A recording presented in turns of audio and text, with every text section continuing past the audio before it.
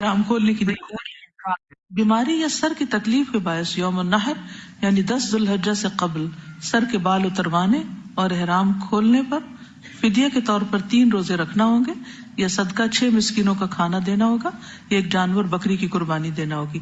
قرآن مجید میں آتا ہے فمن کان منکم مریضا او به اذى من رأسه ففدیۃ من صیام او صدقۃ او نسک، تم میں سے جو کوئی مریض ہو یا جس کے سر میں تکلیف ہو اور اس وجہ سے وہ اپنا سر منڈوا دے تو فدیہ میں روزے رکھے یا صدقہ دے یا قربانی کرے۔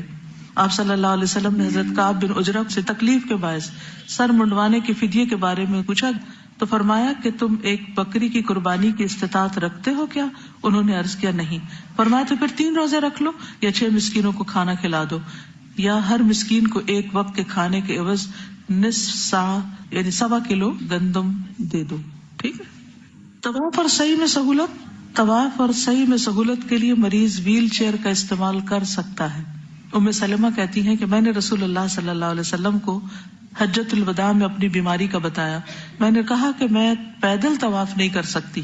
کس نے کہا؟ یہ ام سلمہ نے۔ تو آپ نے فرمایا لوگوں کے پیچھے رہ کر سوار ہو کے طواف کر لو، یعنی زمانے میں اونٹ وغیرہ کی سواری ہو سکتی۔ جو شخص چلنے کے قابل ہو لیکن دوڑنے کے قابل نہیں تو سعی کے دوران سب ستونوں کے بیچ میں چل کے بھی سعی کر سکتا ہے۔ وقوف عرفات میں سہولت۔ عرفات میں وقوف کا وقت عام لوگوں کے لیے 9 ذی الحجہ کے دن زوال آفتاب سے لے کر غروب آفتاب تک، یعنی سورج کے ڈھلنے سے لے کے مغرب تک کھڑے ہونا ہوتا ہے۔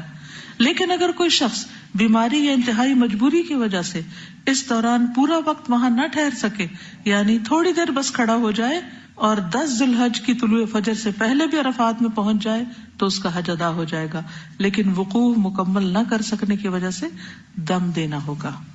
رسول اللہ صلی اللہ علیہ وسلم نے فرمایا حج عرفات میں ٹھہرنے کا نام ہے۔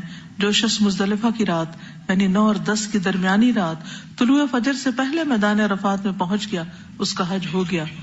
وقوف عرفات حج کے فرائض میں سے ہے، اگر یہ بالکل رہ جائے تو حج نہیں ہوتا، نہ فدیہ نہ دم، کسی چیز سے تلافی نہیں۔ مزید سہولتیں، قیام مزدلفہ میں بیمار، کمزور، بچے اور بوڑھے آدھی رات کے بعد مینا روانہ ہو سکتے ہیں، یعنی وہ ارلی رمی کر لیں۔ ابن عباس کہتے ہیں میں ان لوگوں میں سے تھا جنہیں نبی صلی اللہ علیہ وسلم نے اپنے گھر کے کمزور لوگوں کے ساتھ مزدلفہ کی رات ہی میں مینا بھیج دیا تھا۔ حضرت عائشہ سے مروی ہے کہ ام المومنین سودا رضی اللہ عنہا نے نبی صلی اللہ علیہ وسلم سے مزدلفہ کی رات عام لوگوں سے پہلے روانہ ہونے کی اجازت چاہی۔ آپ رضی اللہ عنہا بھاری بھرکم بدن کی عورت تھی تو آپ نے انہیں اجازت دے دی، یعنی وہ ویسے بیمار نہیں تھی لیکن موٹاپے کی وجہ سے عام لوگوں کے ساتھ چلنا مشکل تھا، اس لیے آپ نے ان کو پہلے ہی اجازت دے دی سہولت کے لیے۔ اسی طرح رمی کی سہولت ہے، جو شخص چل نہیں سکتا، جا نہیں سکتا، رمی کر نہیں سکتا، ویل چیئر پہ ہے تو کوئی دوسرا اس کی طرف سے نیابتاً رمی بھی کر سکتا ہے، مریض، بچہ، بوڑھا وغیرہ۔ مدرجہ ذیل صورتوں میں جانور قربان کرنا یعنی دم لازم آئے گا۔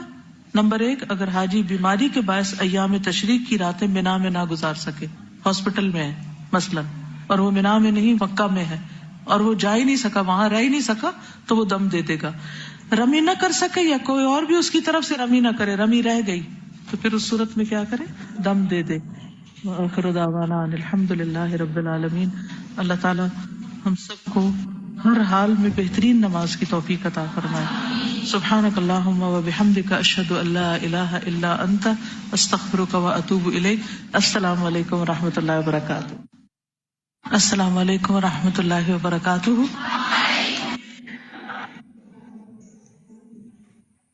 نحمده ونصلی علی رسولہ الکریم، اما بعد فاعوذ باللہ من الشیطان الرجیم، بسم اللہ الرحمن الرحیم۔ رب اشرح لی صدری ویسر لی امری واحلل عقدۃ من لسانی یفقہوا قولی۔ قل ان صلاتي ونسكي ومحياي ومماتي لله رب العالمين لا شريك له وبذلك امرت وانا اول المسلمين۔ کسی بھی کام کو صحیح طور پر کرنے کے لیے نہایت ضروری ہے کہ وہ کام بھی صحیح ہو اور اس کے کرنے کا طریقہ بھی صحیح ہو۔ اگر صحیح کام کو بھی غلط طریقے پر کیا جائے گا تو نتیجہ کیا نکلے گا؟ غلط۔ کسی بھی کام کو صحیح طور پر کرنے کے لیے کیا ضروری ہوتا ہے؟ اس کو کرنے کا طریقہ جاننا. اس کو جاننے کے لیے کیا کرنا ہوتا ہے؟ علم حاصل کرنا ہوتا ہے. علم حاصل کرنے کے لیے کیا کرنا ہوتا ہے؟ کوشش اور محنت. کس قسم کی؟ اس کے درجے کیا ہیں، اس کے طریقہ کیا ہے، اس کے آداب کیا ہیں. نمبر 1 علم حاصل کرنے کے آداب کیا ہیں؟ سنجیدگی اور غور سے سننا، یکسوئی، اس کی طلب، غور و فکر، عمل کی نیت. Very good. عمل کی نیت اور صبر اور استقامت. اور کیا آداب؟ کتاب کا احترام، استاد کا احترام، ساتھیوں کا احترام، اور جو بھی اس علم کی ریکوائرمنٹس ہیں ان کو پورا کرنا. ہدایت کی طلب ہو، خصوصاً دین کا علم حاصل کرنا جو ہے وہ اس کا مقصد اللہ کی رضا ہے. تو نیت کا خالص ہونا جو ہے، صحیح نیت، وہ سب سے پہلی شرط ہے، پہلا ادب ہے. کیونکہ اگر آپ کی نیت درست نہیں تو آپ کا کوئی کام درست نہیں. اپروچ ہی غلط ہے، مقصد ہی غلط ہے. اور اللہ کے لیے کسی کام کو کرنے کا مقصد کیا ہے؟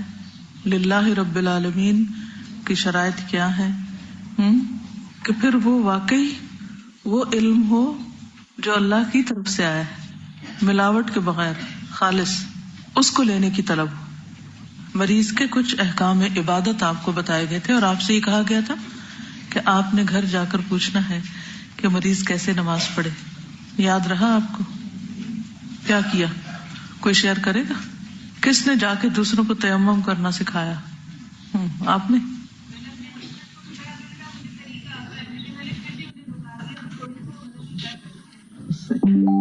تو صحیح کام کرنے کے لیے طریقہ بھی درست ہونا ضروری ہے.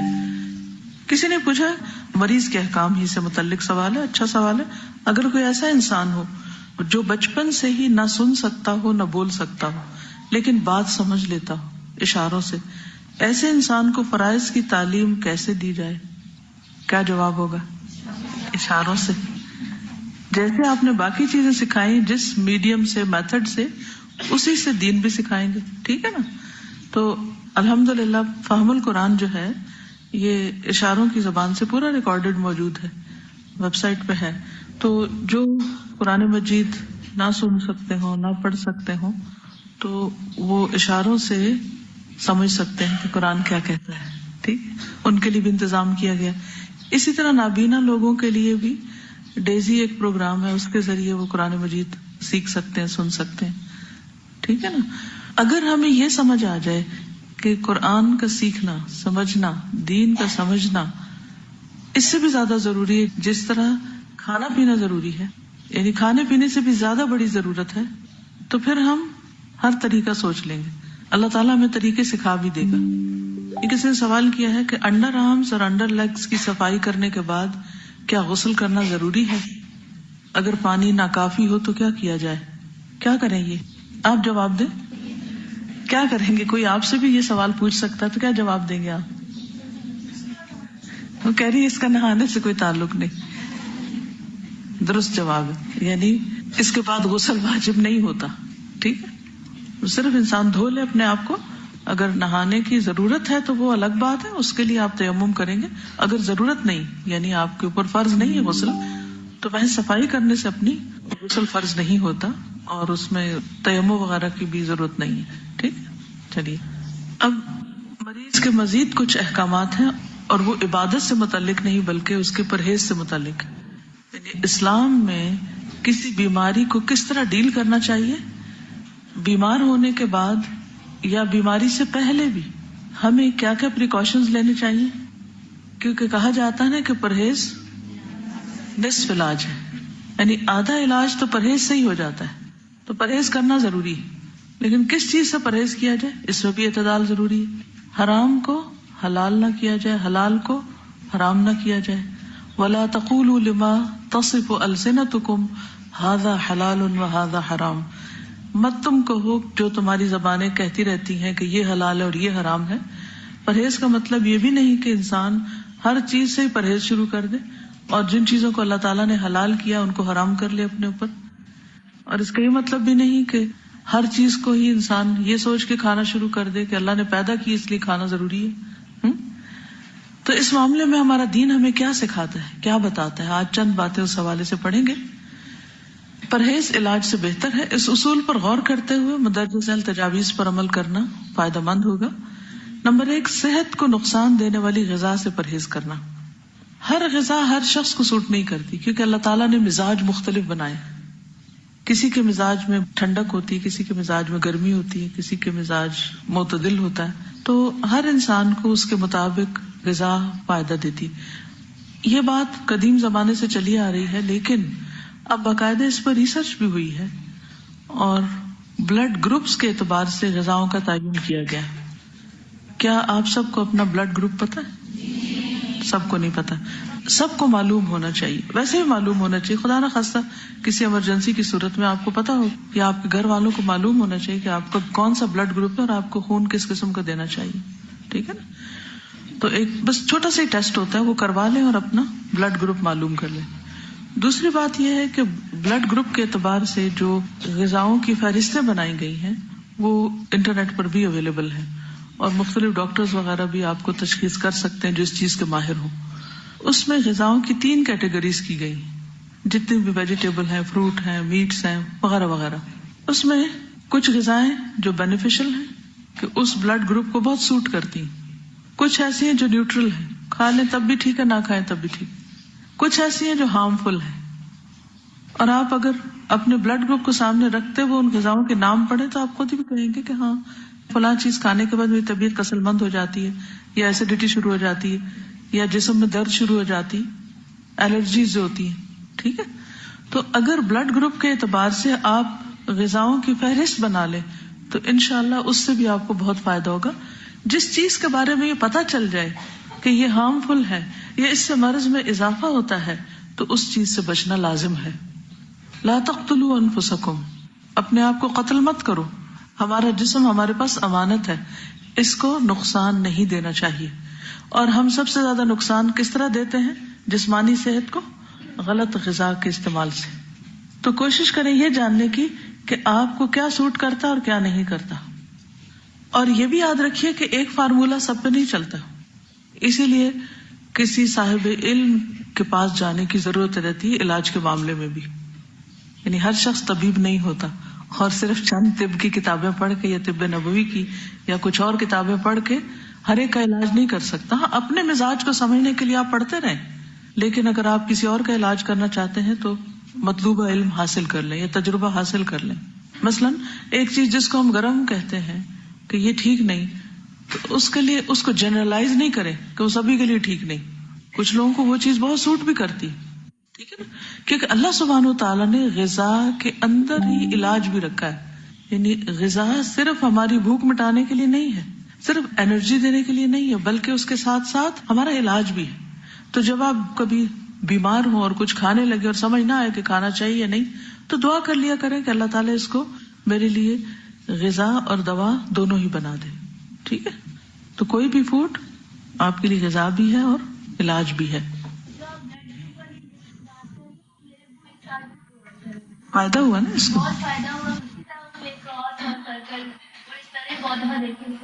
کیونکہ ہم تو اپنی خواہشات کے پیچھے چلتے ہیں نا, یا پھر شبہات کا شکار ہوتے ہیں. ایسی باتیں بنی ہوئی ہیں, ان کی کوئی حقیقت نہیں.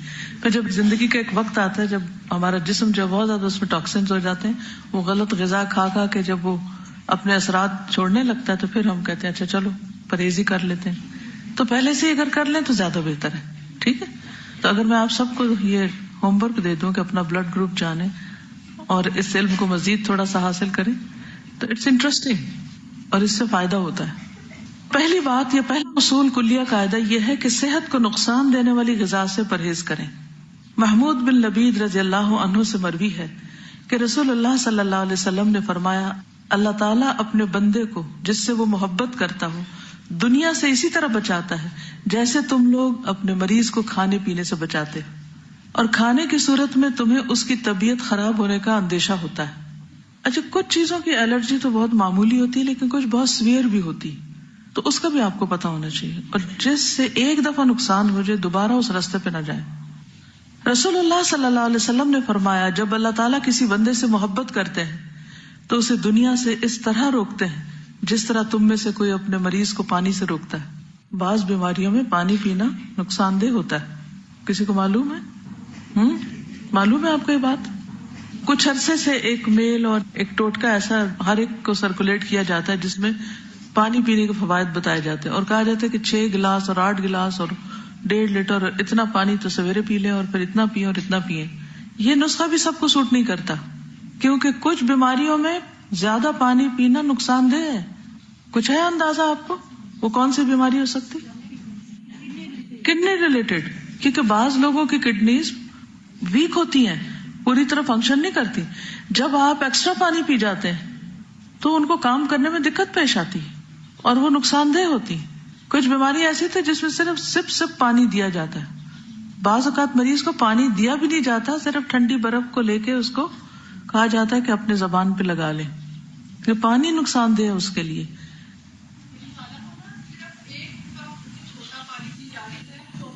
یس، وہ کہتی ہے میری خالہ کو 24 گھنٹوں میں 1 کپ پانی پینے کی اجازت ہے۔ اب اگر وہ اسی طرح کوئی ٹوٹکا پڑھ کے تو 1.5 لیٹر پی بیٹھے تو یہ پانی جو زندگی کی سورس ہے اسی انسان کے لیے نقصان دہ۔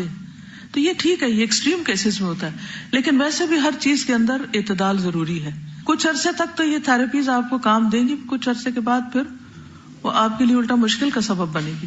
ایک اور چیز یہ ہے کہ جب پانی پیئے مثلاً تو ایک دم انڈیلے نہیں، انڈیلنے سے پرہیز کریں۔ مسنون طریقہ کیا ہے؟ 3 سانس میں پینا، اور اس کو بھی جیسے گھونٹ گھونٹ پیتے ہیں، یعنی جیسے کھا کے پیتے ہیں اس طرح پیئیں، ٹھیک؟ ایک ہوتا ہم تیزی سے پی جاتے ہیں، تیزی سے نہیں پیئے، رائٹ؟ گھونٹ گھونٹ گھونٹ گھونٹ کر کے، یعنی یہ نہیں کہ آپ کے ہونٹوں سے حلق میں جا پڑے، ٹیپ کھل جائے اور وہ ڈائریکٹ وہاں جائے، یعنی کہ آپ کی زبان اور آپ کا منہ جو ہے اس کا مزہ چکھے۔ اس طرح پینا زیادہ فائدہ مند ہے۔ لیکن ہم لوگ ہر وقت جلدی میں ہوتے ہیں نا، ہم کہتے ہیں جلدی سے یہ کام کر لیں، جلدی سے وہ کر لیں، اور پھر بس کچھ اور کریں۔ پرہیز کے سلسلے میں ایک اور چیز، ام منذر بنت قیس الانصاریہ سے روایت ہے کہ رسول اللہ صلی اللہ علیہ وسلم میرے گھر تشریف لائے، آپ کے ساتھ علی رضی اللہ عنہ بھی تھے جو بیماری سے اٹھے تھے اور کمزور تھے۔ ہمارے یہاں کھجوروں کے خوشے لٹک رہے تھے۔ رسول اللہ صلی اللہ علیہ وسلم اٹھے اور ان سے کھانے لگے، اور علی رضی اللہ عنہ بھی کھانے کے لیے اٹھے تو آپ نے فرمایا رک جاؤ، تم ابھی کمزور ہو۔ اس سے کیا پتا چلتا ہے کہ جو بیماری سے اٹھا ہے اس کے لیے حکم فرق ہے، وہی حلال چیز اس کے لیے ان لمیٹڈ کھانے کی اجازت نہیں ہے۔ ان لمیٹڈ تو کسی کو بھی کھانے کی اجازت نہیں ہے۔ کلو واشربو ولا تسرفو، کھاؤ پیو لیکن اسراف نہیں کرو۔ اور یہاں پر بیمار کے لیے حکم فرق آ گیا، یہ کھجوریں مت کھاؤ، ابھی تم کمزور ہو۔ تو اس سے یہ پتا چلتا ہے کہ بیماری میں غذا ایک تو قدرتی طور پر کم ہو جاتی ہے کہ انسان کا دل اٹھ جاتا ہے، کھانے کو دل نہیں چاہتا۔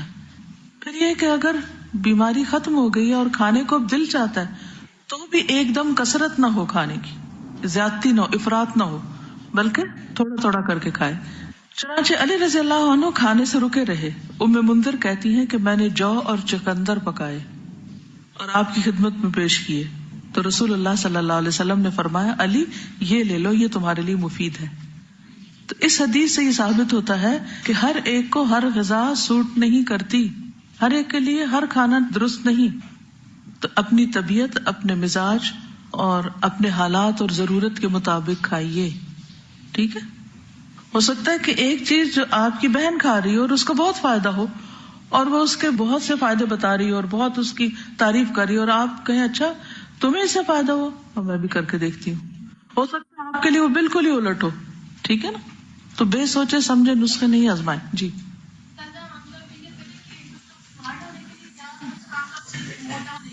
جی، وہ اس سے اور موٹا ہو جاتا ہے، بالکل۔ تو اس میں ویسے تو ظاہر ہے ڈاکٹر سے یا حکیم سے، جو بھی کوئی طبیب ہو یا کوئی سیانہ جس کو بولتے ہیں وہ ہو، اس سے مشورہ کریں۔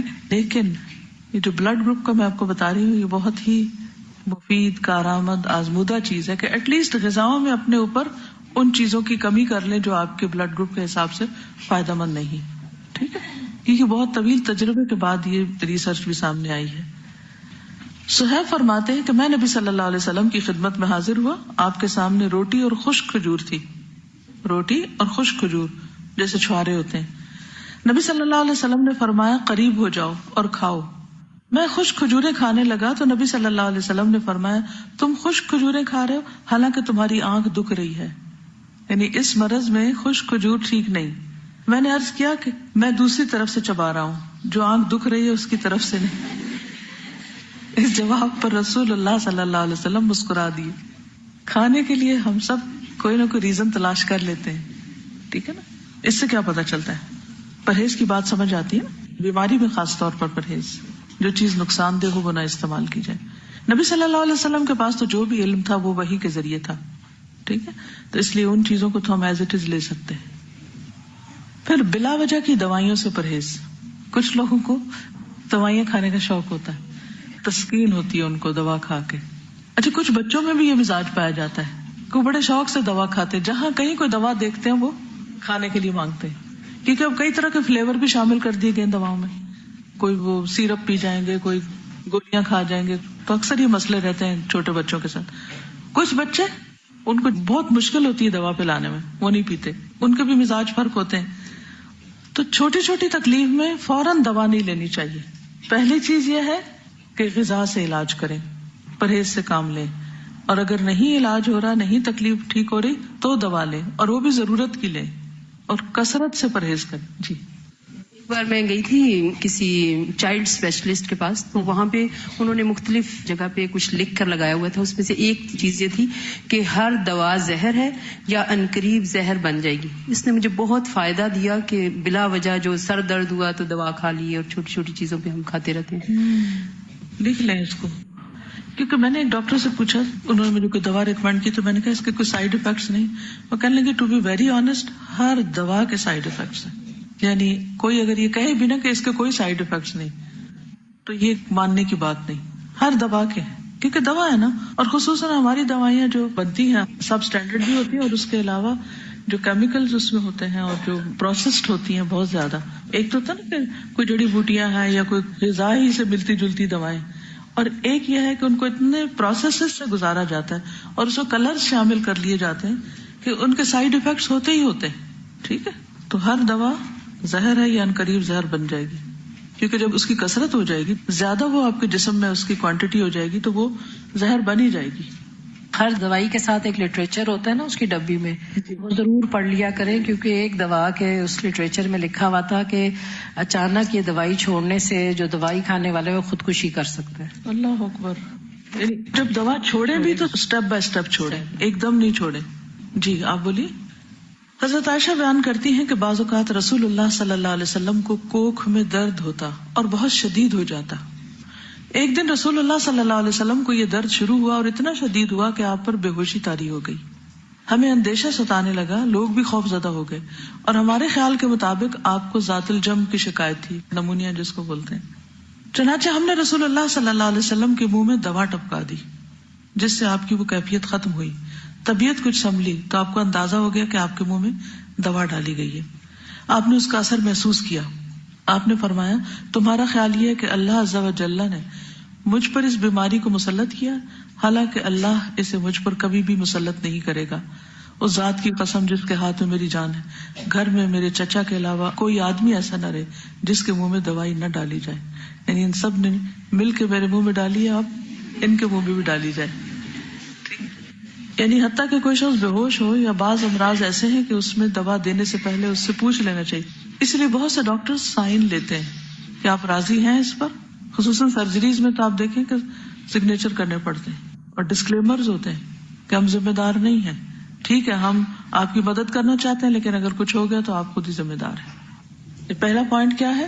پرہیز علاج سے بہتر ہے. دوسرا, بلا ضرورت دوا سے اجتناب کیا جائے. السلام علیکم. یہ واقعی ہر دعا جو ہے وہ اس میں زہر کا اثر ہوتا ہے. مجھے 1 سال تک ڈاکٹر نے اسٹیرائڈز دی تھی, حالانکہ میں چیختی رہی کہ مجھے کوئی بھی ایسی تکلیف نہیں ہے, لیکن الحمدللہ میں نے اسی دوران قرآن پاک شروع کر دیا تھا یہاں پہ, اور آپ بلیو کریں کہ میں نے 1 سال تک اسٹیرائڈز کھائے ہیں. میری اسکن ساری خراب ہو گئی تھی, میں یہاں آتی تھی، میرے پاؤں میں چھالے ہوتے تھے، لیکن میری کوشش ہوتی تھی کہ میں چھٹی نہ کروں. عجیب طرح کا مجھے سکون ملتا تھا. اور اس کے بعد جب اسکن کی زیادہ پرابلم ہوئی تو میں ڈاکٹر کے پاس گئی، اسکن اسپیشلسٹ کے پاس. تو وہ تو سر پیٹ کے رہ گئے کہ تم نے کھایا کیا ہے. میں نے اپنی رپورٹس دی تو انہوں نے کہا کہ تمہارا تو ساری رپورٹس ٹھیک ہے، تمہیں کیوں دی؟ اور پھر انہوں نے پوچھا کہ تم کرتے کیا ہو؟ میں نے کہا میں قرآن پاک پڑھتی ہوں. تو وہ سر پکڑ کے بیٹھ کے اس نے کہا کہ یہ آپ قرآن کی بدولت بچی ہیں، اور آج الحمدللہ مجھے کوئی بھی تکلیف اس طرح کی نہیں ہوتی، اور الحمدللہ میں کام کر رہی ہوں. کبھی بھی ایک ڈاکٹر کے کہنے کے اوپر، اور ہم بڑی بڑی ڈگریز دے کے چلے جاتے ہیں کہ شاید یہ فورن ریٹرن ہے، اور اتنے انسان ہے نا، وہ کتنے بھی سنسیئر ہو، بھول بھی ہو سکتی ہے کسی سے. اور ایک اور چیز یاد رکھیے، جب کسی بھی دوا کے کھانے سے کوئی ری ایکشن فیل ہو رہا آپ کو، آپ کے جسم کے اندر کوئی چیز ایسی محسوس ہو رہی یا اسکن پہ یا کسی بھی طرح، تو فوری طور پر پھر مزید کنسلٹ کر لینا چاہیے. پھر موسموں کے اثرات کا خیال رکھنا چاہیے. سخت سردی اور سخت گرمی کے منفی اثرات سے بچنے کے لیے ہر ممکن احتیاط اور پرہیز، گھر، لباس، خوراک، تمام چیزیں موسم کے تقاضوں اور ضروریات کے مطابق ہوں. یعنی پرہیز صرف کھانے کا نہیں بلکہ انوائرمنٹ کو بھی اپنے حسب حال کرنا چاہیے. بہت زیادہ کمفرٹیبل بھی نہ ہو کہ انسان سونے ہی لگ جائے، اور ایسا بھی نہ ہو کہ بیمار پڑ جائے. کچھ لوگ اتنی ہیٹنگ کر لیتے ہیں اس سے بھی نقصان ہوتا ہے، اور کچھ لوگ جو ہے وہ جرسی کے بغیر باہر نکل جاتے ہیں اور بیمار ہو کے واپس لوٹتے ہیں، تو وہ بھی ٹھیک نہیں. تو احتیاط بہتر ہے، اعتدال بہتر ہے. ہر شخص کو اپنے مزاج کو، اپنے جسم کو، اپنی ضروریات کو خود بھی سمجھنے کی کوشش کرنی چاہیے. اس میں بھیڑ چال نہیں کام دے گی کہ وہ یہ کر رہا ہے تو میں بھی، اس نے کچھ نہیں پہنا ہوا تو میں کیوں پہنتا ہوں. تو کسی کی نقالی مت کریں، اپنے مزاج اور اپنے بدن کو سمجھے کہ وہ کیا چاہتا ہے. اب اس میں آپ دیکھیے، جیسے موسموں کے اثرات کی بات کی نا، تو سردی سے بچیے جب سردی زیادہ ہو، گرمی سے بچیے جب گرمی زیادہ ہو. اسی طرح اگر بہار کے موسم میں آپ کو کسی خاص پودے سے الرجی ہے یا اور کوئی چیز سوٹ نہیں کرتی تو اس سے بھی بچنے کی ضرورت ہے. پھر وبائی اور متعدی امراض. متعدی کس کو کہتے ہیں؟ کنٹیجیس، جو دوسرے کو لگ جائے. جیسے فعل لازم اور فعل متعدی ہوتا ہے. متعدی کون سا ہوتا ہے؟ جو مفعول طلب کرتا ہے نا. تو اسی طرح متعدی بیماری وہ ہوتی ہے کہ جو ایک سے آگے دوسرے کو جا پہنچتی ہے. امراض پھیلنے کے موسموں، خصوصاً برسات اور گرمی میں خصوصی حفاظتی تدابیر کرنا، مثلا پانی کے ذخائر صاف رکھنا، رہائشی علاقوں کے آس پاس مچھروں، مکھیوں اور دیگر کیڑے مکوڑوں کی امکانی افزائش کی روک تھام کے لیے ادویات وغیرہ چھڑکنے کا انتظام کرنا، اور اپنے تمام گرد و پیش کو حفظان صحت کے اصولوں کے مطابق ڈھالنا. گلے سڑے یا پہلے سے کاٹ کر رکھے ہوئے پھل یا سبزیاں کھانے سے پرہیز کرنا. یہ ساری چیزیں اس میں آ جاتی ہیں. جہاں تک وبائی متعدی امراض کا تعلق ہے تو اس میں احتیاط تو لازم ہے، لیکن یہ یاد رکھنا چاہیے کہ ہر تکلیف جب ہی آتی ہے جب اللہ کا اذن ہوتا ہے. ٹھیک ہے. مریضوں کو الگ رکھنا. کوئی وبائی مرض پھوٹ پڑنے پر صحت مند انسانوں کو ایسے علاقے میں جانے سے روکا جا سکتا ہے. اس احتیاط سے مراد مریضوں سے نفرت نہیں بلکہ ایمان کا بچاؤ ہے، کہ اگر وہی بیماری لگ جائے تو یہ نہ سمجھ لیا جائے کہ اس مریض سے لگی ہے اور تقدیر پر ایمان خطرے میں پڑ جائے. یہ ہے اصل چیز. آگے میں اس بات کو مزید واضح کروں گی. تقدیر پر ایمان. اسلام نے متعدی امراض کے بارے میں ایک عقیدے کی اصلاح کی ہے. جاہلیت میں لوگ بیماری کو متعدی قرار دیتے اور وہ یہ کہتے تھے کہ یہ بیماری جو ہے اس کے اندر کوئی چیز ہے یا طاقت ہے اور یہ دوسرے کو کچھ کر سکتی ہے. یعنی وہ جرمز یا بیکٹیریا یا جس سے بھی وہ پھیل رہی ہے، خود ان کے اندر کوئی طاقت نہیں ہے. کوئی بھی وائرس صرف اس وقت افیکٹو ہوتا ہے جب اللہ کا اذن ہوتا ہے. ہر ایک کے لیے اس میں نقصان نہیں ہوتا. قرآن مجید میں آتا قُلْ لَن يُصِيبَنَا إِلَّا مَا كَتَبَ اللَّهُ لَنَا هُوَ مَوْلَانَا وَعَلَى اللَّهِ فَلْيَتَوَكَّلِ الْمُؤْمِنُونَ. سورۃ التوبہ 51. ان سے کہیے ہمیں اگر کوئی مصیبت آئے گی تو وہی آئے گی جو اللہ نے ہمارے مقدر میں کر رکھی. اس پر ہمارا ایمان اور یقین پختہ ہونا چاہیے کہ ہمیں کوئی کچھ بھی نقصان نہیں دے سکتا الا یہ کہ اللہ کا اذن ہو. نہ کوئی بیمار ہمیں کچھ بیمار کر سکتا ہے، نہ کوئی ڈاکٹر کر سکتا ہے، نہ کوئی فضا وبا کوئی چیز نہیں کر سکتی. ہاں اگر اللہ کا اذن ہے کہ ہمیں وہ لگے تو پھر لگ جائے گی.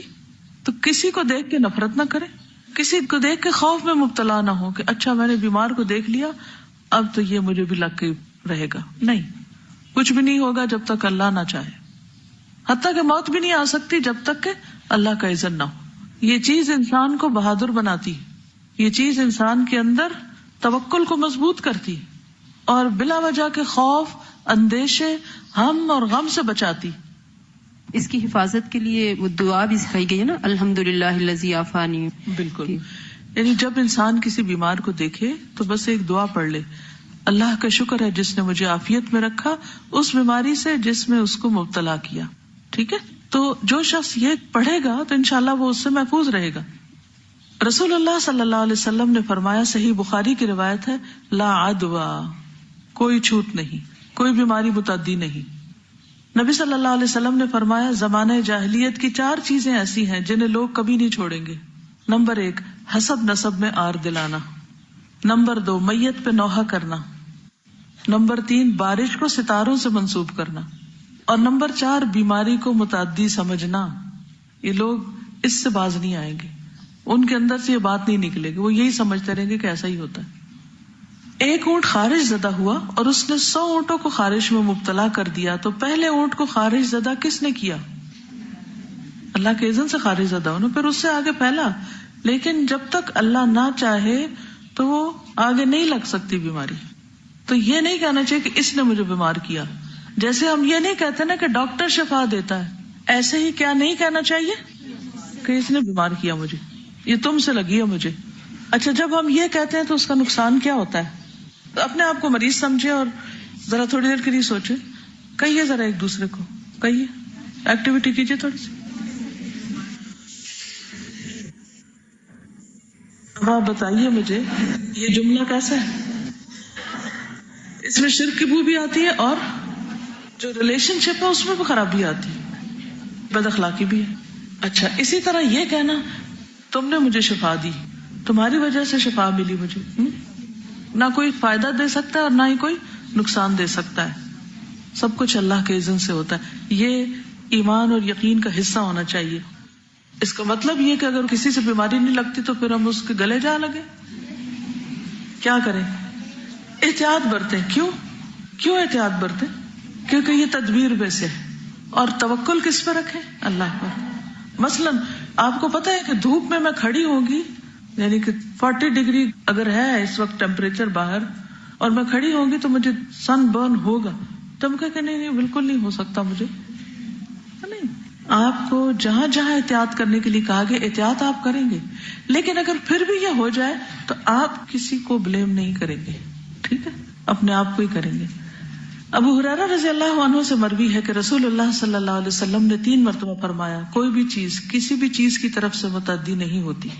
ایک دیہاتی کھڑا ہوا اور کہنے لگا, اے اللہ کے رسول, خارش کا زخم اونٹ کے ہونٹ یا اس کی دم کی جڑ میں ہوتا ہے اور یہ تمام اونٹوں کو خارش لگا دیتا ہے. آپ صلی اللہ علیہ وسلم کچھ دیر خاموش رہے, پھر فرمایا, اس پہلے اونٹ کو خارش کہاں سے لگی؟ جس سے لگا آگے تو پہلے کہاں سے آئی؟ کوئی بیماری متعدی نہیں ہوتی.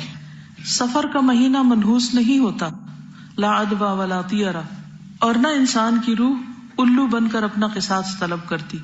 یعنی یہ بھی عرب جاہلیت کا ایک عقیدہ تھا کہ الو جو بولتا ہے وہ دراصل کسی مرے ہوئے انسان کی روح ہوتی ہے جو اپنا قصاص مانگ رہی ہوتی کہ میرا خون کا بدلہ دو. اللہ نے ہر نفس کو پیدا کیا ہے, اس کی زندگی اور موت لکھی, اس کی مصیبتیں اور رزق سب لکھ دیا, تو یہ تقدیر میں سے ہے. علامہ عبد الرحمن مبارک پوری ترمذی کی شرح تحفۃ الاحوذی میں کہتے ہیں کہ اسلام نے اس نظریے یعنی بیماری کے متعدی ہونے کو باطل قرار دیا ہے, کیونکہ جاہلیت میں لوگ یہ خیال کرتے تھے کہ بیماری فی ذاتی ہی متعدی ہوتی ہے, ایک سے دوسرے کو خود ہی لگ جاتی ہے. تو نبی صلی اللہ علیہ وسلم نے ان کو آگاہ فرمایا کہ حقیقت ایسے نہیں ہے, اللہ ہی ہے جو بیمار کرتا ہے اور بیماری کو اتارتا ہے, اور شفا بھی وہی دیتا ہے. وَإِذَا مَرِضْتُ فَهُوَ يَشْفِينِ. اب طاعون کی بیماری ہے, جیسے اس کے بارے میں حدیث میں آتا ہے کہ جہاں طاعون ہو وہاں مت جاؤ, اور جو طاعون والے علاقے کے لوگ ہیں وہاں سے نہ نکلے. یہ سب احتیاط اور تدبیر میں سے ہے, ورنہ جس تک آنا ہے, جس بستی میں طاعون پھوٹا وہ کہاں سے پھوٹا, کہیں سے تو نازل ہوا نا. نبی صلی اللہ علیہ وسلم نے فرمایا, جب کسی جگہ کے متعلق تم سنو کہ وہاں طاعون پھیلا ہوا ہے تو وہاں مت جاؤ, لیکن اگر کسی جگہ پر یہ وبا پھیل جائے جہاں تم پہلے سے موجود ہو تو وہاں سے مت نکلو. رسول اللہ صلی اللہ علیہ وسلم نے فرمایا طاعون سے بچ کر راہ فرار اختیار کرنے والا ایسے ہے جیسے میدان جنگ سے راہ فرار اختیار کرنے والا. اور میدان جنگ سے بھاگنا کیسا ہے؟ کبیرہ گناہ. تو طاعون جیسی بیماری کے بارے میں بھی انسان کا عقیدہ کیا ہونا چاہیے کہ صرف اسی وقت لگے گی جب اللہ چاہے گا. اچھا یہ جو خیال ہے اللہ چاہے گا تو ہوگا ورنہ کچھ بھی نہیں ہونے کا، یہ آپ کو کیسا اطمینان دیتا ہے؟ تھوڑی دیر سوچئے. ہر طرح کے بلا ضرورت غیر ضروری اندیشے خوف سب نکل جاتے ہیں، خالی ذہن ہو جاتے ہیں آپ. پھر آپ کا فوکس بڑھ جاتا ہے نماز میں بھی، جو بھی کام آپ کرتے ہیں، اور ایک اندر اطمینان اور راحت ہوتی ہے کہ اگر اللہ کو منظور ہے تو میں بچ کے کہیں بھاگ نہیں سکتی. لا ملجا ولا منجا منک الا الیک، کہیں نہیں بھاگ کے جانا، تیرے ہی پاس آنا ہے، ساری خیر تیرے ہاتھ میں ہے، اس لیے میں تجھ سے خیر کا سوال کرتی. تو بچنا بھی ہے تو اللہ ہی سے بچاؤ کی دعا مانگے. نبی صلی اللہ علیہ وسلم کی زوجہ حضرت عائشہ کہتی ہے کہ میں نے رسول اللہ صلی اللہ علیہ وسلم سے طاعون کے بارے میں پوچھا تو آپ نے فرمایا یہ ایک عذاب ہے، اللہ تعالیٰ جس پر چاہتا ہے بھیجتا ہے، لیکن اللہ تعالیٰ نے اس کو مومنوں کے لیے رحمت بنا دیا ہے. طاعون کیا ہے؟ عذاب. لیکن مومنوں کے لیے عذاب نہیں ہے. یعنی آپ دیکھیں نا، جب ہم کہیں طاعون عذاب ہے اور وہ کسی مسلمان بستی پر آ جائے تو ہم کہیں گے ان پہ عذاب اترا، کیا کہیں گے؟ یہ جو ہماری گفتگو ہے نا اس کو درست کرنے کے لیے یہ سارا علم ہونا بہت ضروری ہے، کیونکہ ہم ایسی غلطیاں بہت کرتے ہیں. اگر کسی شخص کو آپ کسی خاص بیماری میں مبتلا دیکھیں تو آپ کیا کہیں؟ یہ اللہ کی پکڑ میں آیا ہوا ہے، یہ حق ہے ہمیں کہنے کا؟ نہیں. وہ بیماری اس کے لیے کیا ہے؟ ہم نے پڑھا ہے نا، بیماری میں خیر ہے، مومن کے لیے بیماری میں خیر ہے. طاعون مومنوں کے لیے رحمت ہے، عذاب نہیں ہے. عذاب نافرمانوں کے لیے ہے. اگر کسی شخص کی بستی میں طاعون پھیل جائے اور وہ صبر کے ساتھ اللہ کی رحمت سے امید لگائے ہوئے وہیں ٹھہرا رہے تو ہوگا وہی جو اللہ نے اس کی قسمت میں لکھا ہے. ٹھیک ہے، تو ہوگا وہی جو اللہ نے قسمت میں لکھا ہے. اور اگر وہ فوت ہو جائے تو اسے شہید کے برابر اجر ملے گا. تو طاعون کا لگنا بھی تقدیر کا حصہ ہے. عمر رضی اللہ عنہ نے اپنے دور خلافت میں ملک شام کی جانب سفر کیا تو راستے میں انہیں خبر ملی کہ شام میں طاعون کی وبا پھیلی ہوئی ہے. تو عمر رضی اللہ عنہ نے لوگوں میں اعلان کر دیا کہ میں صبح کو اونٹ پر سوار ہو کر واپس مدینہ منورہ لوٹ جاؤں گا، تم بھی واپس چلو. تو ابو عبیدہ بن جراح نے کہا کہ اللہ کی تقدیر سے فرار اختیار کیا جائے گا، آپ کیوں جا رہے ہیں واپس، ادھر ہی چلے. حضرت عمر نے کہا کاش یہ بات کسی اور نے کہی ہوتی. ہاں ہم اللہ کی تقدیر سے فرار اختیار کر رہے ہیں، لیکن اللہ ہی کی تقدیر کی طرف. یہ بھی تقدیر ہے. کیا تمہارے پاس اونٹ ہو اور تم انہیں لے کر ایسی وادی میں جاؤ جس کے دو کنارے ہو، ایک سرسبز شاداب اور دوسرا خشک؟ کیا ایسی بات نہیں کہ اگر تم سرسبز کنارے پر چراؤ گے تو وہ بھی اللہ کی تقدیر سے ہوگا، اور خشک کنارے پہ تو وہ بھی اللہ ہی کی تقدیر میں سے ہوگا. اتنے میں عبد الرحمن بن عوف آ گئے. وہ اپنی کسی ضرورت کی وجہ سے پہلے اس وقت موجود نہیں تھے. انہوں نے بتایا میرے پاس اس مسئلے سے متعلق علم ہے، میں نے رسول اللہ صلی اللہ علیہ وسلم سے سنا ہے، آپ نے فرمایا جب تم کسی سرزمین میں وبا کے متعلق سنو تو وہاں نہ جاؤ، اور جب ایسی جگہ وبا آ جائے جہاں تم خود موجود ہو تو وہاں سے مت نکلو. اس پر عمر رضی اللہ تعالیٰ عنہ نے اللہ کی حمد بیان کی اور واپس ہو گئے، چلے گئے مدینہ کی طرف. یعنی پہلے تو انہوں نے اجتہاد سے کام لیا اور پھر اس کے بعد حدیث بھی اس کے موافق آ گئی اور اطمینان کے ساتھ وہ اس راستے پہ چل پڑے. اس سے کیا پتا چلتا ہے؟ نہیں سمجھ آئی بات؟ اب تقدیر میں الجھ گئے ہوں گے، اصل مسئلہ تو پیچھے چلا گیا. خلاصہ کیا ہے اس بات کا کہ جہاں بیماری ہو وہاں احتیاط کے ساتھ، مثلا اگر آپ ڈاکٹر ہیں، نرس ہیں، تو بھی اپنے گلوز پہنے، احتیاط کریں، اس میں حرج نہیں ہے. ٹھیک ہے، لیکن اگر وہ تکلیف آ جائے تو آپ یہ نہ کہیں کہ اسی سے آئیے، وہ آپ وہاں نہ ہوتے کہیں اور ہوتے تب بھی آ جاتی. اور اگر کہیں بیماری موجود ہو تو وہاں سے بھاگنا، جیسے سورۃ البقرہ کے اندر آتا ہے نا، دوسرے پارے کے آخر میں، الم تر الی الذین خرجوا من دیارہم وهم الوف حذر الموت فقال لهم اللہ موتوا. کیا تم نے دیکھا ان لوگوں کی طرف جو اپنے گھروں سے نکلے موت کے ڈر سے، حالانکہ وہ ہزاروں میں تھے، تو اللہ تعالیٰ نے کیا فرمایا؟ مر جاؤ. سب کو مار دیا. تو کوئی موت سے بھاگ نہیں سکتا، کوئی تقدیر سے بھاگ نہیں سکتا. ہاں ہم جب تک زندہ ہیں ہمیں اللہ نے جو عقل، سمجھ، علم دیا ہے اس کے مطابق ہم مختلف تدبیریں کرتے رہے اور ہر حال میں اللہ سے راضی رہے. ابن قیم فرماتے ہیں مجموعی اعتبار سے طاعون زدہ زمین پر داخل ہونے کی جو ممانعت ہے تو یہ احتیاط اور پرہیز اختیار کرنے کا حکم ہے. جو پیچھے آپ کو بتایا گیا نا کہ پرہیز اور احتیاط یہ بھی اسلام کے طریقوں میں سے ہے. حضرت علی کو کیوں کھجوریں کھانے سے روکا؟ دوسرے شخص کو کیوں خوش کھجور سے روکا؟ یہ کیا تھا؟ احتیاط، پرہیز. ٹھیک، اس کا کانسیپٹ ہے. لیکن یقین اور ایمان کیا ہوگا کہ پرہیز کے باوجود بھی بیماری آ جائے گی، مگر مجھے کرنا ہے کیونکہ یہ بھی اللہ کا حکم ہے. نبی صلی اللہ علیہ وسلم جو فرمایا تھا کہ وہاں مت جاؤ یا وہاں سے مت بھاگو، تو یہ بھی تو اسی حکم میں سے ہے نا. تو ہم کس چیز کے پابند ہیں؟ حکم کے پابند ہیں. تو فرمایا کہ یہ احتیاط اور پرہیز ہے. ہاں آپ بولیے. یہ تقدیر پہ ایمان اور کہ بیماری اللہ کی طرف سے یہ انسان کے کاموں کو بھی جاری رکھتا ہے. اب جیسے پچھلے دنوں لاہور میں ڈینگی بخار تھا تو بہت سے لوگ ڈر کے مارے جا ہی نہیں رہے تھے، اپنے کام چھوڑ کے بیٹھے ہوئے تھے کہ ادھر جائیں گے تو بخار ہو جائے گا. پھر کچھ سال پہلے اسی طرح سوائن فلو کا جو تھا وہ ہوا تھا، تو اس رمضان میں مکہ میں جو لوگ آتے ہوتے تھے وہ آدھے لوگ ہو گئے تھے کہ وہاں جا کے ہمیں سوائن فلو ہو جائے گا، تو لوگ جو ہے وہ اس خوف سے جو ہے وہ جاتے نہیں ہیں. تو یہ ایمان جو ہے نا کہ جو ہونا وہ اللہ کی طرف سے ہونا ہی ہے، وہ انسان کے کاموں کو جاری رکھتا ہے، انسان رکتا نہیں ہے. بالکل. اور ہلاکت کے اسباب کے سامنے پیش ہونے کی ممانعت ہے.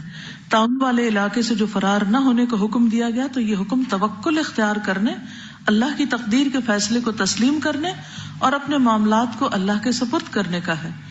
پہلی ممانعت یعنی ایسے علاقے میں داخل ہونے کی وہ آداب سکھانے اور تعلیم دینے سے متعلق ہے. ادب سکھایا گیا ہے کہ بیماری کے ساتھ کیسے ڈیل کرو، کہ جہاں ہلاکت کے اسباب ہے وہاں نہ جاؤ، یعنی لا تقتلوا انفسکم. اور دوسری ممانعت جو ایسے علاقے سے نہ نکلنے کی ہے تو وہ اپنے معاملات کو اللہ کے سپرد کرنے اور اس کے فیصلے کو تسلیم کرنے کا ہے کہ اللہ تعالیٰ اب ہم یہاں ہیں اور آپ چاہتے ہیں ہم یہاں سے نہیں نکلے تو ہم تیرے حکم پر عمل کریں گے، خواہ ہمارا دل کتنا ہی گھبرا رہا ہو، کہ ہم توکل کرتے ہیں. اور وہ جو اندر ہے اور ابھی بیمار نہیں اور بھاگ سکتے ہیں تو اس میں آپ دیکھیے کہ وہ پھر بھی وہاں رک رہے ہیں. کئی اس کی وجوہات ہیں اور بھی حکمتیں ہیں، لیکن سب سے بڑی بات یہ کہ اللہ کی اطاعت ہے کہ ہمیں یہاں سے اب جانے کا حکم نہیں ہے، ہمیں ادھر ہی رہنا ہے. دوسری بات یہ ہے کہ عموماً جب وائرس آتے ہیں تو جو ویک ہوتے ہیں ان کو زیادہ اٹیک ہوتا ہے. تو اگر کمزور لوگ بیمار ہیں تو ان کو دیکھے گا کون؟ اگر فوت ہو جاتے ہیں تو ان کا جنازہ کون پڑے گا؟ دفنائے گا کون؟ اگر وہ سب بھی بھاگ نکلے وہاں سے تو صحت مند مت بھاگے وہاں سے، وہ اللہ پہ توکل کرے. اگر اللہ نے آپ کے حصے میں نہیں بیماری لکھی تو انشاءاللہ آپ کو نہیں ہوگی، لیکن جو کام اللہ نے وہاں آپ کے لیے رکھا ہے وہ آپ کو کرنا ہے. تو بیماری کے علاقے میں تو نہیں جانا، لیکن جہاں بیماری ہے وہاں یہ نہیں سمجھنا کہ ضرور مجھ پہ بھی آ جائے گی. بہت سی چیزوں کا تعلق ہماری سوچ سے بھی ہوتا ہے. جب ہم ایک خاص انداز میں سوچنے لگتے ہیں نا کہ میں بیمار ہو جاؤں گی، ایسا ہو جائے گا، تو پھر باڈی جو ہے اسی کے مطابق ریئیکٹ کرنے لگتی ہے اور وہ اسے ایکسپٹ کر لیتا ہے ایک طرح سے اس بیماری کو. پھر یہ بھی یاد رکھیے کہ اگر کوئی شخص وہاں سے نہیں نکلتا اور بیمار ہو گیا اور فوت ہو گیا تو طاعون زدہ علاقے میں طاعون سے بیمار ہونے والے کیسے ہیں؟ شہید ہیں. نبی صلی اللہ علیہ وسلم نے فرمایا طاعون کی وبا میں مرنے والے اور شہداء آئیں گے، یعنی شہداء کی تعداد میں اس طرح اضافہ ہو جائے گا. طاعون والے کہیں گے کہ ہم شہید ہیں تو کہا جائے گا کہ ان کے زخم دیکھو. اگر ان کے زخم شہداء کے زخموں کی طرح مہک رہے ہوں تو یہ شہداء میں شمار ہو کر ان کے ساتھ ہوں گے. جب دیکھا جائے گا تو ان کے زخم شہداء کے زخموں کے مشابہ ہوں گے. اسی طرح جذام، سیدنا سرید بن سوید سے مروی ہے کہ وفد ثقیف میں ایک شخص جذام کے مرض میں مبتلا تھا. رسول اللہ صلی اللہ علیہ وسلم نے کہلا بھیجا کہ تم واپس جاؤ، ہم نے تم سے بیعت کر لی ہے. جذام معلوم ہے نا کیا ہوتا ہے؟ کوڑ، لیپریسی جس کو کہتے ہیں. اس میں کیا ہوتا ہے؟ ہاتھ مڑ جاتے ہیں، اس پہ زخم وغیرہ ہوتے ہیں. اور السلام علیکم. یہ لیپریسی ہاسپٹل پنڈی ہے، اس میں گئی تھی.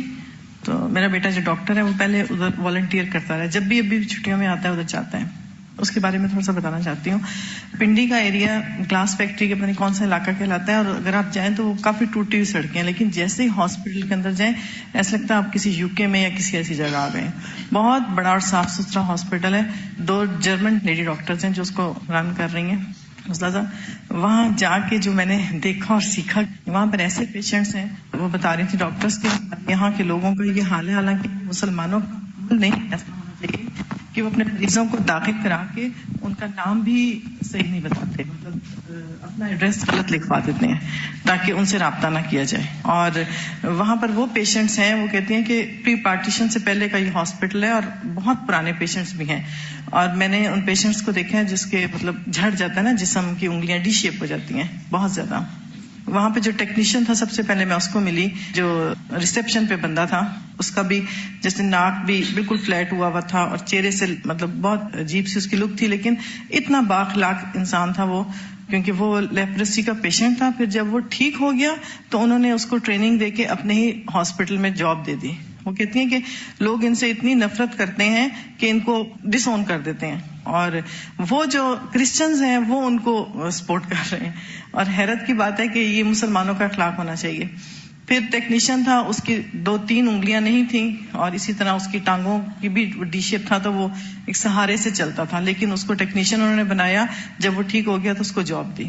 اور اسی طرح جو تھوڑے پیشنٹ ہوتے ہیں، جیسے مثلا جس کو تھوڑی بیماری ہو، اس کو پھر وہ لوگ باہر کہیں نہ کہیں، جیسے میرے بھائی کی ورک شاپ ہے اس میں ایک انہوں نے رکھوایا. پھر الحمدللہ اس کو پیچھا کرتی رہی، دیکھتی رہی. لیکن یہ بیماری ایسی ہوتی ہے جو کہ انسان کو بہت زیادہ اندر سے توڑ دیتی ہے نا، کیونکہ ایسے لگتا ہے جیسے دوسرے کو بھی لگ جائے گی، اور اس کی جسم کی حالت چینج ہو جاتی ہے، ویسے نہیں رہتی، نہ شکل، نہ ہاتھ، نہ کچھ اور. اور پھر ایک چیز یہ بھی اس ہاسپٹل کی مجھے بہت اچھی لگی کہ انہوں نے ان پیشنٹس کے لیے پیچھے کی طرف، کیونکہ مسلمان ہیں سارے، اور ایک پورا ایریا ایسا بنا دیا کہ جو پیشنٹ ٹھیک ہو گئے اور جن کو لوگ نہیں آتے لینے یا ملنے، تو وہاں پر ان کو رہائش دی ہوئی ہے، مسجد ہے ان کی، اور وہ سب ایز اے فیملی رہ رہے ہوتے ہیں. تو یہ بہت زیادہ ایک تکلیف دہ چیز ہے کہ ہم مسلمانوں کا اخلاق ایسا ہونا چاہیے.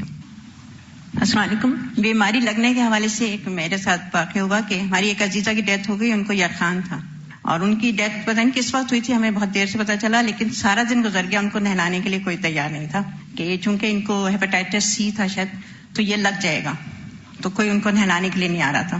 پھر دی اینڈ انہوں نے رات کو ہمیں کال کی کہ آپ اگر نہلا سکتی ہیں آ کے، میں اور میری بھابھی. لیکن اپنے ایمان کی کمزوری میں کئی مہینے یہ سوچتی رہی کہ مجھے ہو تو نہیں گیا یرخان، مثلا اثر تو نہیں آ رہا میرے اوپر. لوگوں نے اتنا کہہ کے اتنا دماغ پختہ کر دیا کہ ایسا ہوگا، اور مستقل مجھے لگتا رہا کہ بس یہ لگ تو جائے گی، نہلا تو رہے ہیں، یہ فرض ادا کر دیں، لیکن یہ لگ جائے گی ہمیں. لیکن اللہ کا شکر ہے، اللہ میں نے بچانا تھا، کچھ بھی نہیں ہوا. بالکل. اصل میں ایسی باتیں جو ہے یہ وہم سے بھی تعلق رکھتی ہے، تو انسان کو وہم ہو جاتا ہے اور پھر وہم بیماری بن جاتا ہے. تو اس لیے اسلام نے اتنا ایمان کو پختہ کیا انسان کے کہ وہ پرامن طور پر اپنے جو بھی کام کاج ہیں ان کو کرتا رہے اور بہت سی فکر افکار سے جان چھوڑائے. اب یہاں پر آپ دیکھ رہے ہیں کہ نبی صلی اللہ علیہ وسلم نے اس کو واپس بھیج دیا. یہ بھی احتیاط کے تقاضے میں سے تھا. اسی بارے میں ایک اور ارشاد ہے، فرمایا، بخاری کی روایت ہے، جزامی سے اس طرح بھاگو جیسے شیر سے بھاگتے ہو، یعنی اس کے ساتھ اس طرح مکس اپ نہ ہو، احتیاط لازم ہے. ایک اور موقع پر فرمایا کہ جزامی کی طرف زیادہ دیر تک مت دیکھو، کیونکہ بعض اوقات نگاہوں سے بھی کچھ اثرات انسان کے اندر آتے ہیں. پھر وہی بات ہے کہ وہم اور ایک خوف اور ایک ہم میں اگر انسان کے مبتلا ہونے کا اندیشہ ہے تو وہ، جیسے بہن بتا رہی ہے کہ وہ ان کو فکر رہی کئی مہینے تک کہ وہ کہیں ہیپاٹائٹس میں مبتلا نہ ہو جائیں. اس لیے انسان کے ایمان کو بچانے کے لیے یہ تدبیریں بتائی جا رہی ہیں. ٹھیک ہے، کیونکہ شیطان ایسے مواقع پر بہت وسوسے ڈالتا ہے انسان کے اندر. تو مجذوم سے دور رہنے کی جو ممانعت آئی ہے وہ اس لیے نہیں کہ ان کو نفرت کی جائے یا ان سے بھاگا جائے کہ ان سے کوئی تعلق ہی نہ ہو. بیسیکلی یہ سد ذریعہ کے طور پر ہے. سد ذریعہ کا مطلب معلوم ہے نا، یعنی ایمان بچانا مقصود ہے یہاں، کہ کہیں یہ عقیدہ نہ بن جائے کہ اس سے بیماری لگی. لیکن احتیاط، تدابیر، توکل کے باوجود اگر کوئی بیماری آ جاتی ہے تو پھر اس پر انسان کو صبر سے کام لینا چاہیے، پرہیز کرنا چاہیے مختلف چیزوں سے جو نقصان دہ ہو، اور علاج کروانا چاہیے. اصل میں اللہ نے بیماریاں تو اتاری ہیں کیونکہ اللہ نے انسان کو دنیا میں امتحان کے لیے بھیجا ہے. تو بیماری تو ہوگی، لیکن بیماری میں رویہ کیسا ہو، پھر اسی بات پر لاؤں کہ آپ کو غم، غصے، خوف، تکلیف، بیماری کے موقع پر ہم ریئیکٹ کس طرح کریں، کتنے شکوے شکایت کریں اور کتنا رونا دھونا کریں، اور کیا طریقہ اور کون سا اخلاق اور کون سی تدابیر اختیار کریں. تو یہ اس سے تعلق رکھتی ہے. جی ہاں، یہ جو ابھی فرانہ پر نے بتایا جس ہاسپٹل کا، وہاں پہ کالج کے زمانے میں اکثر جاتے تھے ویسے ہی ان لوگوں کے ساتھ ٹائم اسپینڈ کرنے کے لیے. تو یہ جو حدیث ہے نا جس کے بارے میں ہے کہ جزامی کی طرف زیادہ دیر تک مت دیکھو، تو اس کا میں نے پریکٹیکلی وہ کیا ہے، کیونکہ جب ہم لوگ تو سامنے ہاسپٹل کی سائڈ پہ ہوتے تھے، جب انہوں پیچھے ایک دفعہ میں لے کے گئے، وہاں پہ ان کے چھوٹے بچے بھی تھے، اور پھر تو وہ مریض ہم سے تو بہت اچھی طرح ملتے تھے نا، اور بہت خوشی کے ساتھ، اور حالانکہ ایک جیسے تھا اس کا پورا فیس یہاں سے نہیں تھا. تو اب ہم ان کے سامنے جیسے بہت اچھی طرح ہم کوشش بھی کر رہے تھے، لیکن ایک نیچرلی انسان کے اندر جو ایک فیلنگ ہوتی ہے نا، تو وہ کئی دن تک حواس کے اوپر رہا. ابھی بھی میں سوچتی ہوں تو وہ حالانکہ 15 سال پرانی بات ہے، لیکن اس کا کام پہ بہت اثر پڑتا ہے پھر. جی جی، دوسری طرف سے بھی دیکھیے کہ جب آپ کسی کو اتنی دیر تک دیکھیں گے تو کیا ہوگا، وہ کہے گا کہ شاید آپ اس کو بیڈ لکس دے رہے ہیں، یا وہ کانشیس ہوگا، کیونکہ انسان کا دل نہیں چاہتا نا کہ ایسی حالت میں کوئی اس کو دیکھے. تو زیادہ دیر تک نہ دیکھنے کی اس میں دو طرفہ حکمت ہے. جی، یہ جس لیپروسی ہاسپٹل کی بات ہو رہی ہے، اس کے باہر گارڈز بھی ہوتے ہیں. وہ مریض کا بھی رویہ ہوتا ہے نا، ہر طرح کے مریض ہیں، کچھ وہاں سے بھاگ جاتے ہیں اور اپنی بیماری کا فائدہ اٹھاتے ہوئے بھیک مانگنا شروع کر دیتے ہیں. اور پھر بھیک مانگنے کا بھی طریقہ یہ کہ دوسروں کو خوفزدہ کر کے، منہ کے آگے ہاتھ کر کے، اور اپنی اوپر سے سکن اتار کے دوسروں کے اوپر پھینکتے ہیں کہ تمہیں بھی یہ بیماری لگ جائے گی، ہمیں پیسے فوراً دو. ایکسپلائٹ کرتے. ٹھیک ہے، تو کوئی بھی بیماری اگر آ جائے تو پھر علاج بھی کرانا چاہیے. علاج کرانا منع نہیں ہے. نبی صلی اللہ علیہ وسلم نے فرمایا ما انزل اللہ داء الا انزل له شفاء. اللہ نے کوئی بیماری نہیں اتاری مگر اس کی دوا بھی اتاری ہے. نبی صلی اللہ علیہ وسلم نے فرمایا اللہ کے بندو علاج کیا کرو، اللہ کے بندو علاج کیا کرو. اسامہ بن شریح کہتے ہیں کچھ بدوی آئے، انہوں نے پوچھا اے اللہ کے رسول، کیا ہم علاج کر لیا کریں، ہمیں علاج کی اجازت ہے؟ آپ نے فرمایا علاج کیا کرو. بلا شبہ اللہ عز و جل نے کوئی بیماری پیدا نہیں کی مگر اس کی دوا پیدا کی ہے، سوائے ایک بیماری کے. وہ کون سی ہے؟ بڑھاپا. اس حدیث میں بڑھاپا ہے. غیر داء واحد الحرم. موت تو موت ہے نا، وہ بیماری تھوڑی ہے. پھر یہ کہ کوئی بیماری لا علاج نہیں. ایک انصاری صحابی رضی اللہ عنہ سے مروی ہے کہ ایک مرتبہ رسول اللہ صلی اللہ علیہ وسلم ایک شخص کی عیادت کے لیے تشریف لے گئے جو زخمی ہو گیا تھا. نبی صلی اللہ علیہ وسلم نے فرمایا بنو فلاں کے طبیب کو بلا کر اسے دکھاؤ. لوگوں نے اسے بلایا، وہ آیا تو لوگ کہنے لگے یا رسول اللہ صلی اللہ علیہ وسلم، کیا علاج اسے کچھ فائدہ دے سکتا ہے؟ آپ نے فرمایا سبحان اللہ، اللہ نے زمین میں کوئی ایسی بیماری نہیں اتاری جس کی شفا نہ رکھی. یہ الگ بات ہے کہ ہم جاہل ہیں، ہمیں پتہ نہیں. رسول اللہ صلی اللہ علیہ وسلم نے فرمایا اللہ تعالیٰ نے جو بیماری بھی اتاری اس کی شفا بھی اتاری. جو جان لیتا ہے سو جان لیتا ہے، جو ناواقف رہتا ہے سو ناواقف رہتا ہے، جو جاہل ہے سو جاہل ہے. تو اللہ سبحانہ تعالیٰ نے انسان کو عقل بھی دی، علم بھی دیا، حکمت بھی دی. لہذا انسان کو چاہیے کہ وہ ان نعمتوں سے فائدہ اٹھائے اور ان کا شکر گزار ہو. اللہ کو ایسے لوگ قطعاً پسند نہیں جو بے عقل رہیں، نہ سمجھ رہیں اور غور و فکر سے کام نہ لیں اور اپنے دماغ کو استعمال نہ کریں. قرآن مجید میں ایسے لوگوں کے بارے میں کیا فرمایا گیا؟ اولئک کالانعام بل ہم اضل. ایسے لوگ جانوروں کی طرح، مویشیوں کی طرح، ان سے بھی گئے گزرے، ان سے بھی زیادہ بھٹکے ہوئے. تو کسی انسان کے لیے سب سے بڑی بیماری جہالت ہے. جہالت امراض میں سب سے بڑا مرض ہے، لا علمی، نہ سمجھی. عام طور پر ہم محنت سے بچنے کے لیے، محنت سے جی چرانے کے لیے کیا کہتے ہیں، میری تو سمجھ میں کچھ نہیں آتا، مجھے یہ سمجھ میں نہیں آئے گا، یہ میں کر نہیں سکوں گا. اس قسم کے منفی خیالات کی وجہ سے کیا ہوتا ہے، نہ آپ علم کا حق ادا کرتے، جو سیکھ رہے ہیں وہ بھی نہیں سیکھ پاتے، یا دوسروں کے بارے میں یہ زیوم کر لینا کہ یہ نہیں کر سکتے. اپنے بچوں کے بارے میں بعض اوقات ہم ایسے کامنٹس دیتے رہتے، یہ تو بالکل بے وقوف ہے، اس کو نہیں سمجھ آئے گی، تم تو فیل ہی ہو کے رہو گے، تم نہیں کر سکتے. اللہ نے کسی کو اس طرح بے وقوف نہیں پیدا کیا کہ ہم خود ہی بے وقوف بنے رہتے ہیں. ٹھیک ہے کچھ لوگ بیمار ہوتے ہیں، ذہنی کمزور ہو سکتے ہیں، بچپن سے کچھ لوگوں کو جیسے اور ڈسیبلٹیز ہوتی ہیں تو ذہنی طور پر بھی کچھ لوگ ڈسیبل ہوتے ہیں، وہ صاف پہچانے جاتے ہیں. وہ تو مکلف بھی نہیں، جو مجنون ہے یا کم عقل ہے وہ تو مکلف بھی نہیں. جس کو اللہ نے عقل دی ہے اور دنیاوی معاملات میں اس کی عقل بہت کام کرتی ہے، لیکن جہاں دین کا معاملہ ہوتا ہے یا کوئی سمجھنے کی بات ہوتی ہے وہاں وہ کہتا ہے مجھے سمجھ نہیں آتی. تو یہ صرف اسکیپزم ہے اور ایک جرم ہے. انسان کو مشکل کا مقابلہ کرنا چاہیے. جہالت کا علاج کیا ہے؟ علم حاصل کرنا. کیوں نہیں کرتے؟ کیونکہ اس میں تکلیف ہے. تو وہ تکلیف اٹھائیں گے تو اجر ملے گا نا. اس ریوارڈ کو یاد رکھیں جو طالب علم کے لیے ہے. علم کے راستے پہ چلنا جنت کے راستے پہ چلنا ہے. تو جنت کا راستہ مشکل راستہ ہے. تو علم حاصل کرنے کی مشقت سے بھاگے نہیں، چاہے وہ کوئی بھی علم ہو. اور دین کا علم آپ کو کوئی بھی نفع مند علم حاصل کرنے سے روکتا نہیں ہے. اللہ سبحانہ وتعالیٰ نے لقمان کو حکمت عطا کی تھی جس کا ذکر قرآن مجید میں آتا ہے وَلَقَدْ آتَيْنَا لقمان الحکمت ان اشکر للہ. ہم نے لقمان کو بلا شبہ حکمت عطا کی کہ اللہ کا شکر گزار بن جائے. تو مسنون علاج خواہ روحانی ہو یا جسمانی، اس کا اصل سورس اور منبع الہام اور وحی الہی ہے. وحی الہی نبی صلی اللہ علیہ وسلم کے ذریعے بہت سے علاج سکھائے گئے. اس کے علاوہ اللہ تعالیٰ ہمارے دل میں کئی چیزوں کی سمجھ ڈال دیتا ہے. اور وہ کس کے دل میں ڈالتا ہے؟ جو دلچسپی لیتا ہے، جو شوق رکھتا ہے، جو محنت کرتا ہے.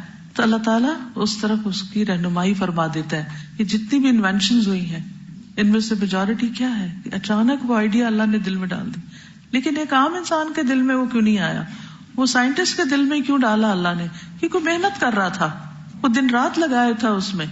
والذین جاہدوا فینا لنہدینہم سبلنا. وہ لوگ جو ہمارے راستے میں جد و جہد کریں گے، محنت کریں گے، مشقت کریں گے، ہم ضرور انہیں راستہ دکھائیں گے. تو اصل کمی ہمارے پارٹ پہ ہوتی ہے، ہم محنت نہیں کرنا چاہتے، نہ بیماریوں کا علاج ڈھونڈنے میں نہ اور مسائل کا. ہر شخص مسائل بتانے کے لیے تو بہت تیار ہے، بس وہ چاہتا ہے کوئی نہ کوئی مل جائے جو اس کو مسائل بتاتا رہے. وہ لیکن نہ اپنی عقل استعمال کریں گے اور نہ کچھ پڑھیں گے، نہ سمجھیں گے، نہ لکھیں گے کہ وہ مسائل کا حل بھی کہیں سے پڑھ لیں. بہت سے مسائل آپ کے ایسے ہیں جن کا آلریڈی حل کتابوں میں موجود ہے. چونکہ آپ جاہل ہیں اس لیے آپ کو پتہ نہیں، اور آپ کیا چاہتے ہیں کہ بس کوئی حلوہ پکا کے لے اور آپ کھا لیں اور خود محنت نہیں کرنا چاہتے. تو اس کے لیے کیا ضروری ہے کہ پڑھیں، اپنے آپ کو عادی بنائیں اور مختلف طرح کی کتابیں پڑھیں، سمجھیں. اور ہر دینی مسئلے کا حل موجود ہے، لیکن ہم پڑھتے نہیں. تو ہم کبھی اس سے پوچھتے، کبھی اس سے فتویٰ شاپنگ کرتے رہتے ہیں، شاید یہ حلال کر دے یا وہ حلال کر دے. خود غور و فکر نہیں کرتے کیونکہ ہم اپنا وقت اپنی ڈیزائرز کی تکمیل میں گزارنا چاہتے ہیں. ہم کیا چاہتے ہیں اور لوگ کچھ محنت کریں، کام کریں، اور ہمارا دل لگتا ہے، ہماری خواہشات، ہماری ڈیزائرز ہیں، ہم ان کے پیچھے چلیں. آج کی نوجوان نسل کیوں نکمی ہے، کیوں نہیں پڑھ پا رہی؟ میجورٹی کا حال یہ کیوں ہے؟ کیونکہ ہر ہاتھ میں موبائل ہے. قرآن کی بجائے موبائل ہر ہاتھ میں ہے، ہر دل خواہشات سے بھرا ہوا ہے، اسی میں لگے ہوئے ہیں. تو جب کوئی قوم خواہشات کے پیچھے چل پڑتی ہے اور محنت مشقت چھوڑ دیتی ہے تو پھر وہ کہیں کی بھی نہیں ہوتی، کچھ کرنے کے قابل نہیں ہوتی، وہ دوسروں کے لیے بھی ایک بوجھ ہوتی. تو اگر آپ ینگ ہوتے ہوئے بیمار ہیں یا مسائل میں گرے ہوئے ہیں تو پھر اس کے حل کے لیے خود کچھ ہاتھ پاؤں ماریے، کوشش کیجیے. اور جب آپ محنت کریں گے تو اللہ تعالیٰ آپ کے لیے راستے بھی آسان کرے گا.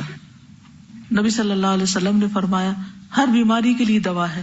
جب کسی مریض کو صحیح طریقے پر بیماری کی دوا پہنچتی ہے تو اللہ عز و جل کے حکم سے وہ تندرست ہو جاتا ہے. اب علاج کے لیے ویسے تو آپ ڈاکٹر کے پاس جائیں گے، دوا لیں گے، لیکن کچھ قدرتی غذاؤں سے علاج، اس بارے میں پہلے بھی کچھ بات ہوئی تھی. قدرتی غذاؤں سے علاج، کچھ چیزیں میں دوبارہ کچھ نئی اور کچھ پہلے والی دوہرا دیتی ہوں تاکہ ہم سب سے پہلے آغاز کہاں سے کریں؟ اپنے مزاج کو سمجھیں، اپنی بیماری کو سمجھیں، اپنے بلڈ گروپ کو جانیں اور صحیح غذا کا استعمال شروع کریں. پھر پرہیز کریں. اس کے بعد کیا کریں؟ احتیاط برتیں. ٹھیک ہے، یعنی پہلا حصہ پرہیز کا تھا، اور یہ جو مجزوم اور یہ طاعون اور یہ ساری بیماریوں سے احتیاط برتنے کا، اور پھر صرف بیماریاں نہیں بلکہ سردی گرمی سے بھی احتیاط برتنا، اور اب صحیح غذا کا استعمال. تو اگلا حصہ کیا ہے؟ صحیح غذا کا استعمال. تو اسلام مختلف بیماریوں میں مبتلا لوگوں کو قدرتی غذاؤں سے بھی علاج بتاتا ہے، جن کو ہم عام طور پر دیسی طریقے، گھریلو نسخے کہتے ہیں. اس میں سب سے پہلی چیز شہد ہے، ٹاپ آف دا لسٹ، جس کے بارے میں خود قرآن پاک میں اللہ تعالیٰ نے اس کو کیا فرمایا؟ فیہ شفاء للناس، اس میں لوگوں کے لیے شفا ہے. رسول اللہ صلی اللہ علیہ وسلم نے فرمایا اگر تمہاری دواؤں میں سے کسی دوا میں کوئی خیر ہے تو وہ شہد کے ایک گھونٹ میں. تو شہد چمچ سے کھانے کے بجائے اس کو ڈرنک کرنا چاہیے. شربت عسل، شربہ یعنی جیسے گلاس یا بوٹل میں شہد ہے تو اس کو پیئیں اور ایک گھونٹ یعنی ایک ماؤتھ فل، ٹھیک ہے. اور اس کو آپ عادتاً ہفتے میں ایک دفعہ پی سکتے ہیں، دن میں تھوڑا سا پی سکتے ہیں، مہینے میں پی سکتے ہیں، لیکن حسب ضرورت اور حسب مزاج. کچھ لوگوں کو فائدہ نہیں دے گا زیادہ اس کو لیں گے. یعنی کسی بھی چیز کو شفا کہنے کا مطلب یہ نہیں ہے کہ پھر سب کچھ چھوڑ کے وہی کھاتے رہے ہر وقت. تو کلو واشربو ولا تسرفو، اسراف اس میں بھی نہیں ہوگا خواہ وہ شفا ہی کیوں نہیں. پھر یہ بھی یاد رکھیے کہ شہد جو ہے یہ پاکیزہ رس ہے. رسول اللہ صلی اللہ علیہ وسلم نے فرمایا مومن کی مثال شہد کی مکھی کی مانند ہے جو پاکیزہ چیز کھاتی ہے، پاکیزہ رس خارج کرتی ہے، اور جس پھول پتی یا پتے پہ بیٹھتی ہے وہ نہ ٹوٹتا ہے نہ خراب ہوتا ہے، یعنی چیزوں کو نقصان بھی نہیں دیتی. کچھ لوگ تو جہاں سے گزر جائیں وہیں کچھ نہ کوئی توڑ پھوڑ دیں گے، اس چیز کو دھکا دے دیں گے، کہیں ٹھوکر لگائیں گے، کہیں کوئی توڑ پھوڑ دیں گے، کہیں کچھ لکھ ہی آئیں گے اور کچھ نہیں تو دیواریں ہی خراب کر دیں گے، کہیں گندے ہاتھ مل دیں گے، کہیں اور داغ دبے لگا دیں گے. لیکن مومن ایسا نہیں ہوتا، نہ وہ گندی چیز پسند کرتا ہے، نہ گندگی پہ بیٹھتا ہے اور نہ گندگی پھیلاتا ہے. رسول اللہ صلی اللہ علیہ وسلم نے فرمایا شفا 3 چیزوں میں ہے، شہد پینے میں، پچنے لگانے میں، کپنگ ہجامہ، آگ سے داغ لگانے میں، اور میں اپنی امت کو داغ سے منع کرتا ہوں، آگ سے علاج مت کرو. ایک اور روایت میں ہے مجھے داغنا پسند نہیں. ایک مرتبہ آپ صلی اللہ علیہ وسلم نے کسی کو پیٹ کی خرابی میں بھی شہد تجویز کیا تھا. ابو سعید خدری کہتے ہیں کہ ایک مرتبہ ایک شخص نبی صلی اللہ علیہ وسلم کی خدمت میں حاضر ہوا، عرض کیا میرا بھائی پیٹ کی تکلیف میں مبتلا ہے. آپ نے فرمایا اسے شہد پلاؤ. یعنی شہد کا پینا خالص بھی ہو سکتا ہے اور اس کو پانی میں ملا کے پینا بھی مراد ہو سکتا. دوسری مرتبہ پھر وہ آ گیا تو آپ نے اسے پھر شہد پلانے کے لیے کہا. تیسری مرتبہ آیا تو آپ نے فرمایا شہد پلاؤ. اس نے کہا میں نے ایسا ہی کیا لیکن کوئی شفا نہیں ہوئی. آپ نے فرمایا اللہ تعالیٰ سچا ہے، تیرے بھائی کا پیٹ جھوٹا ہے، اسے پھر شہد پلاؤ. چنانچہ اس نے پھر شہد پلا اور اسی سے تندرست ہو. پہلے وہ ڈیٹاکس ہو رہا تھا اور اس کے بعد پھر وہ ٹھیک ہو گیا. دوسری چیز ہے کھجور. جادو اور زہر کے علاج کے طور پر رسول اللہ صلی اللہ علیہ وسلم نے مدینہ منورہ کی اجوا کھجور تجویز فرمائی. فرمایا جو کہ صبح کے وقت 7 اجوا کھجوریں کھا لے اس دن کوئی زہر یا جادو اس پر اثر نہیں کرے گا. مثلاً آپ کسی ایسے شخص کے پاس جا رہے ہیں جس سے آپ کو اندیشہ ہے کہ وہ آپ پہ جادو کر دے گا. کچھ لوگ مشہور ہوتے ہیں نا کہ جو ان کے گھر جاتا ہے جو ان سے ملتا ہے وہ اس پہ جادو کرتے ہیں. تو 7 کھجوریں کھا کے جائیں. رسول اللہ صلی اللہ علیہ وسلم نے فرمایا اجوا جنت کے پھلوں میں سے ہے اور اس میں زہر کے لیے شفا ہے. مثلاً آپ نے کوئی ایسی دوائیاں کھا لی ہیں جو زہر ہیں تو پھر اس کا تدارک کس سے کریں؟ کھجور کھانے سے. وہ آپ کا زہر دور کر دے گا، نہیں ڈیٹاکس کر دے گا آپ کو. رسول اللہ صلی اللہ علیہ وسلم نے فرمایا عالیہ کی اجوا میں شفا ہے، علاقے کا نام ہے، یا نہار وہ اجوا کھجور کا استعمال زہروں کا تریاق ہے، یعنی ٹھیک کرتا ہے اس کو. رسول اللہ صلی اللہ علیہ وسلم نے فرمایا سب سے بہترین کھجور برنی ہے، برنی کھجور کا نام ہے، وہ بیماری کو دور کرتی ہے اور خود اس میں کوئی بیماری نہیں، یعنی طیب کھانا ہے. دوسری چیز ہے جو، بارلے. اللہ کے رسول صلی اللہ علیہ وسلم نے دلیا، سالن، ستو اور روٹی کی شکل میں جو استعمال فرمائے. دلیا بھی بنایا، سالن بھی، ستو بھی اس کے، اور روٹی بھی بنا کے، یعنی کئی شیپ ہو سکتی. ریسیپیز تو آپ زیادہ بہتر جانتے ہیں. دلیا جو باریک کوٹ کر دودھ میں پکانے کے بعد شہد سے میٹھا کر کے استعمال کیا جاتا ہے. اسے تلبینہ یا حریرہ بھی کہتے ہیں. بیماری میں اور بیماری کے بعد کی کمزوری، تھکن اور پریشانی دور کرنے کے لیے جو کا استعمال طب نبوی میں قابل ذکر ہے. حضرت عائشہ صدیقہ سے روایت ہے رسول اللہ صلی اللہ علیہ وسلم کے اہل خانہ میں سے اگر کسی کو بخار ہو جاتا تو آپ دلیا بنانے کا حکم دیتے. جب وہ تیار ہو جاتا تو اسے کھانے کا حکم دیتے. فرماتے کہ یہ غمگین آدمی کے دل کو تقویت پہنچاتا ہے، ڈپریشن کا علاج بھی ہے، اور بیمار آدمی کے دل کی پریشانیوں کو اس طرح دور کرتا ہے جیسے تم میں سے کوئی عورت اپنے چہرے سے میل کچیل کو پانی کے ذریعے دور کرتی ہے. یعنی عورتیں چہرے کے بارے میں زیادہ کانشیس ہوتی ہیں. تو اس سے یہ پتہ چلتا ہے کہ یہ بھی انسان کو صاف کرنے والی غذا ہے. تو پھر آپ نے دوبارہ بھی کبھی بنایا کہ ایک دفعہ ہی ختم؟ کیوں نہیں بنا سکتے ہاسٹل میں؟ بالکل بنا سکتے ہیں.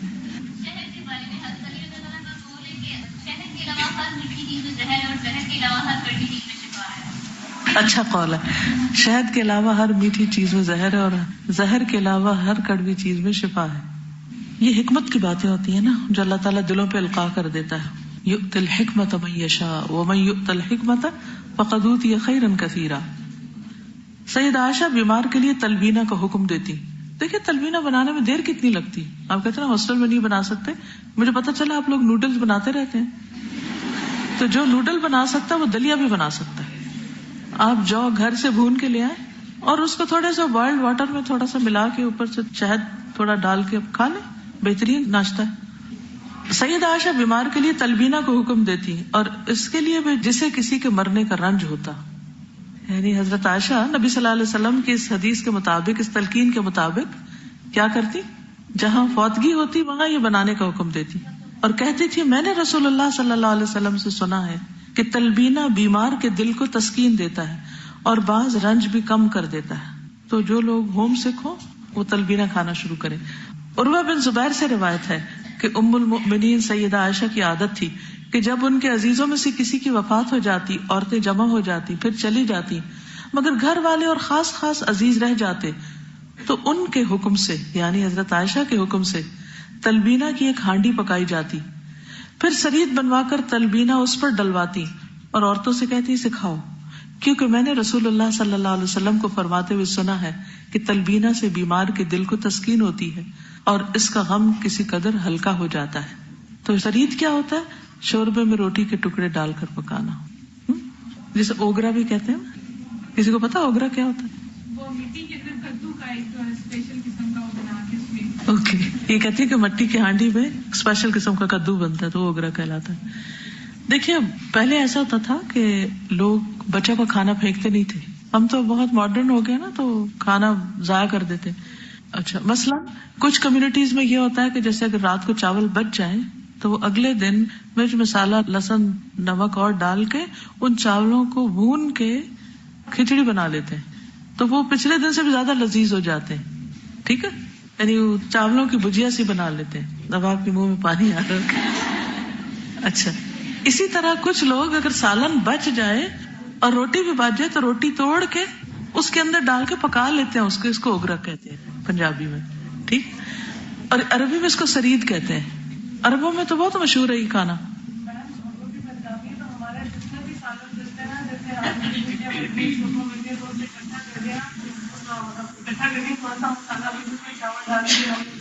وہ کتنا مزے کا بنتا ہے نا.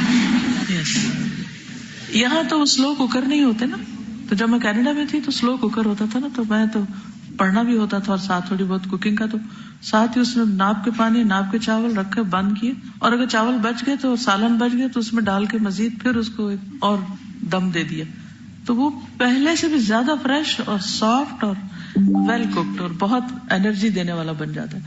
تو یہ چھوٹی چھوٹی چیزیں ہوتی ہیں, اگر یہ خواتین کو آتی ہوں تو گھر کا بجٹ بہت لمٹس میں رہ سکتا ہے. ابھی لوگوں کے خرچے کیوں نہیں پورے ہوتے؟ کیونکہ انہوں نے کوئی کپڑا خود سینا نہیں, ادھڑ جائے تو اس کو مرمت نہیں کرنا آئے گا, کھانا بچ جائے تو اس کو کیا کرنا ہے, اس کو سنبھالنا نہیں آئے گا. تو نتیجہ کیا ہے؟ بس چیزیں پھینکی جا رہی, ضائع کی جا رہی ہیں, اور پھر کہتے ہیں پورا نہیں ہو رہا. کیونکہ جو لوگ مال ضائع کرتے ہیں نا, ان کے پاس کنویں بھی ہونا وہ بھی ختم ہو جاتے ہیں. وہ ہمیشہ محتاج ہی رہتے ہیں کیونکہ وہ اسراف کرتے ہیں, وہ ضائع کرتے ہیں. تو اللہ تعالیٰ کو اقتصاد پسند ہے, درمیانہ روی. چاہے آپ دریا کے کنارے بیٹھے تب بھی جتنا ضرورت ہے اتنے پانی سے وضو کرو. تو یہ بخل نہیں ہے, ہمارے یہاں اس کو کنجوسی بتایا جاتا ہے, ضرورت کے مطابق استعمال کرنا, جبکہ یہ ہمارے دین کی تعلیم ہے. عروہ کہتے ہیں کہ حضرت عائشہ تلبینہ پکانے کا حکم دیتی اور فرماتی کہ اگرچہ وہ مریض کو ناپسند ہوتا ہے لیکن وہ اس کو فائدہ دیتا ہے. مریض دلیا نہیں کھانا چاہتا نا, کھچڑی نہیں کھانا چاہتا, لیکن اس کے لیے فائدہ مند ہے.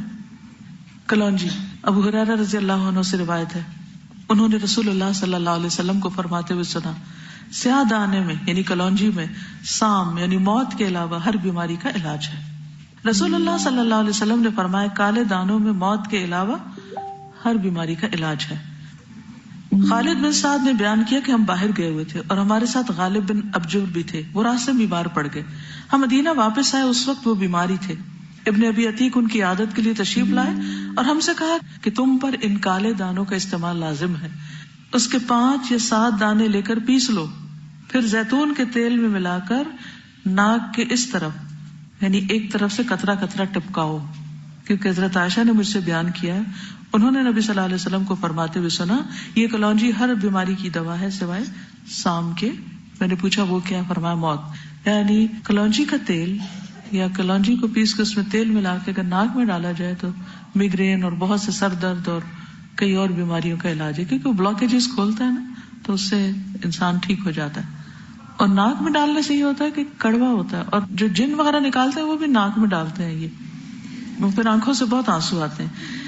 اب اس میں بھی احتیاط برتیے، پھر اپنے مزاج کو دیکھیے اور اس کے مطابق ڈوز کم یا زیادہ کیجیے.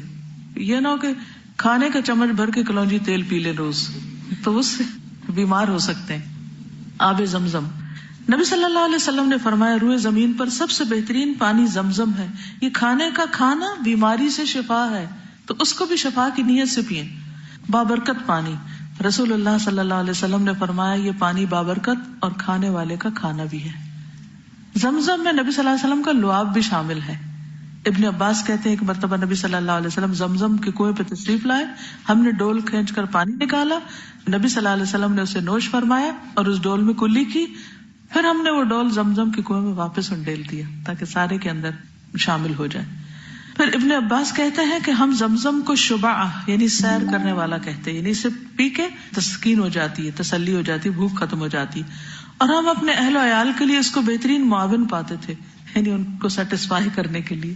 پھر اس کے علاوہ عام پانی بھی بہت اچھا، پانی صاف کرنے والا ہے، لیکن پینا احتیاط کے ساتھ ہی چاہیے. بہت زیادہ مت پینا شروع کریں، جتنا آپ کا جسم برداشت کر سکتا ہے اس کو آہستہ آہستہ بڑھائیں، گھونٹ گھونٹ کر کے پئیں. پھر بخار وغیرہ میں خصوصاً پانی مریض کے اوپر بھی ڈالا جا سکتا ہے. حضرت عائشہ فرماتی ہے کہ نبی صلی اللہ علیہ وسلم کی بیماری جس میں ان کی وفات ہوئی جب شدت اختیار کر گئی تو انہوں نے فرمایا 7 مشکیں پانی کی لاؤ جن کے منہ نہ کھولے گئے ہوں، یعنی پوری بھری ہوئی ہوں، اور وہ سب مجھ پہ بہاؤ تاکہ میں لوگوں کو کچھ عہد و نصیحت کی بات کروں.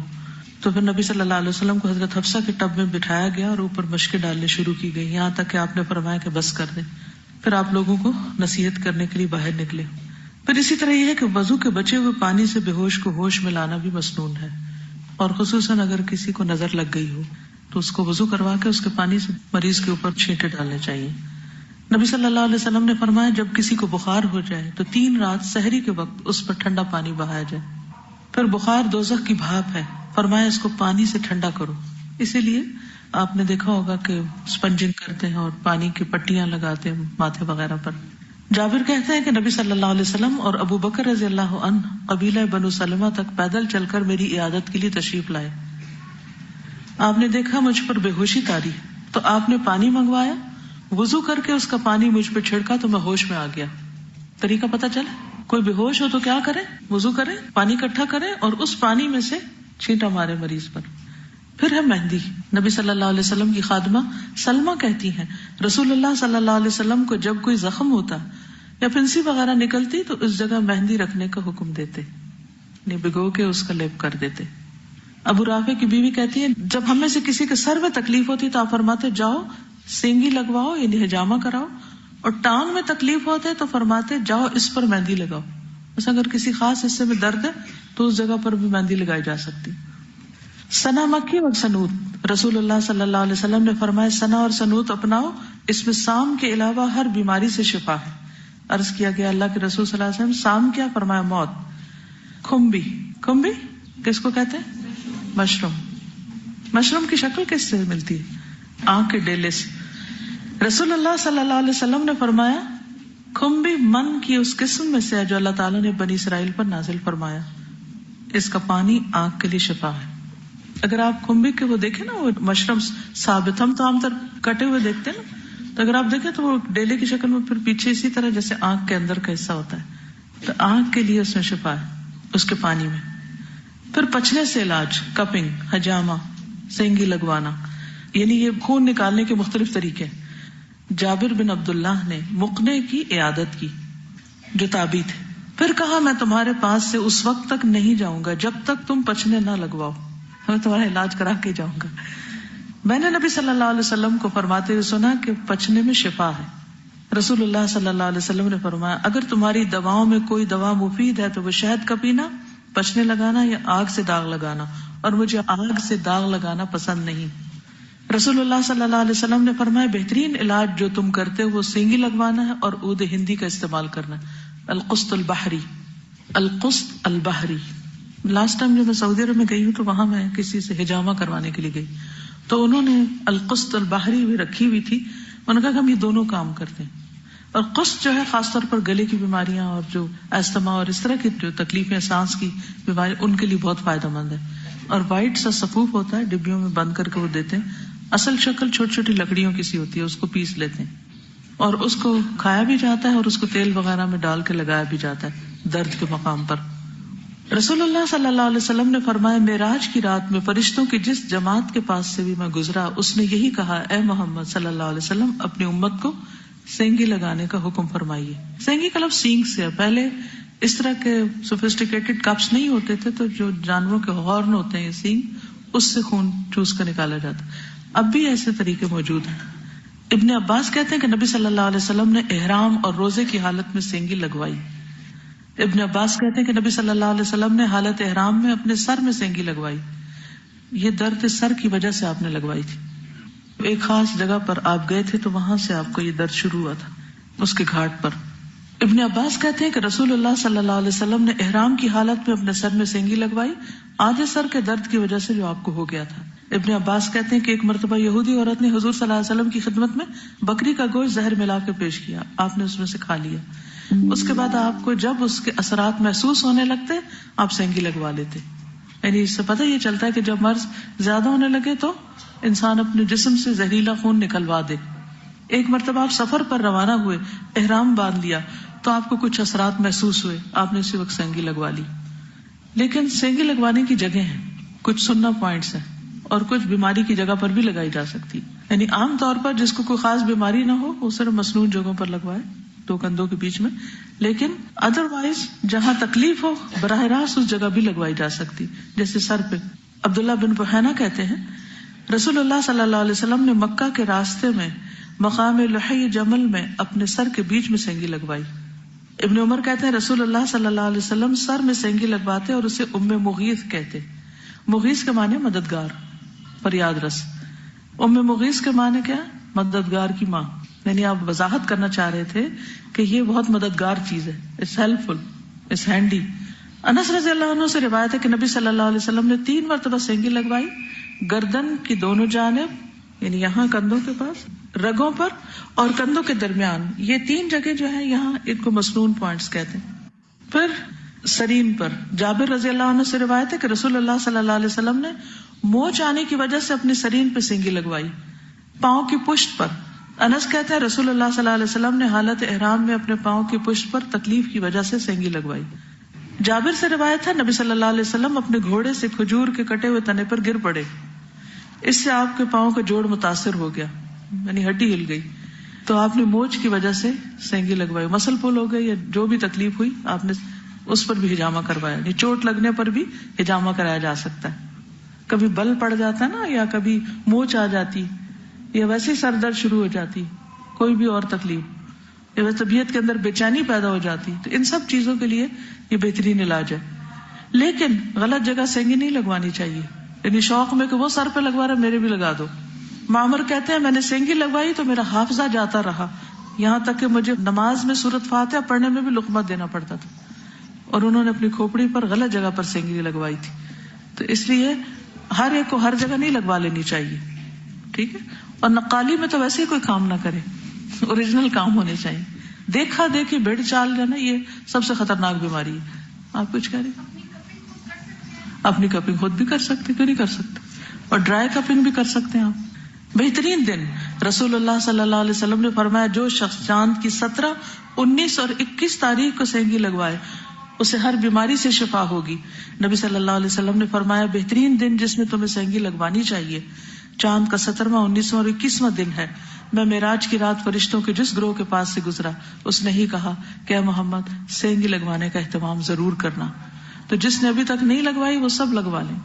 رسول اللہ صلی اللہ علیہ وسلم نے فرمایا اللہ برکت دے, جمعرات کو سینگی لگوایا کرو اور کوشش کرو کہ بدھ, جمعہ, ہفتہ اور اتوار کے روز سینگی مت لگوانا, اور پیر اور منگل کو سینگی لگوایا کرو, اس لیے کہ اسی دن اللہ تعالیٰ نے ایوب علیہ السلام کو بیماری سے شفا عطا فرمائی اور بدھ کے روز ان کو آزمائش میں مبتلا کیا.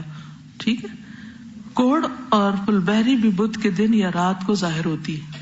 یہ جو ابھی جزام کی بات تھی نا, تو اس بیماری کے اترنے کا دن بھی کون سا ہے؟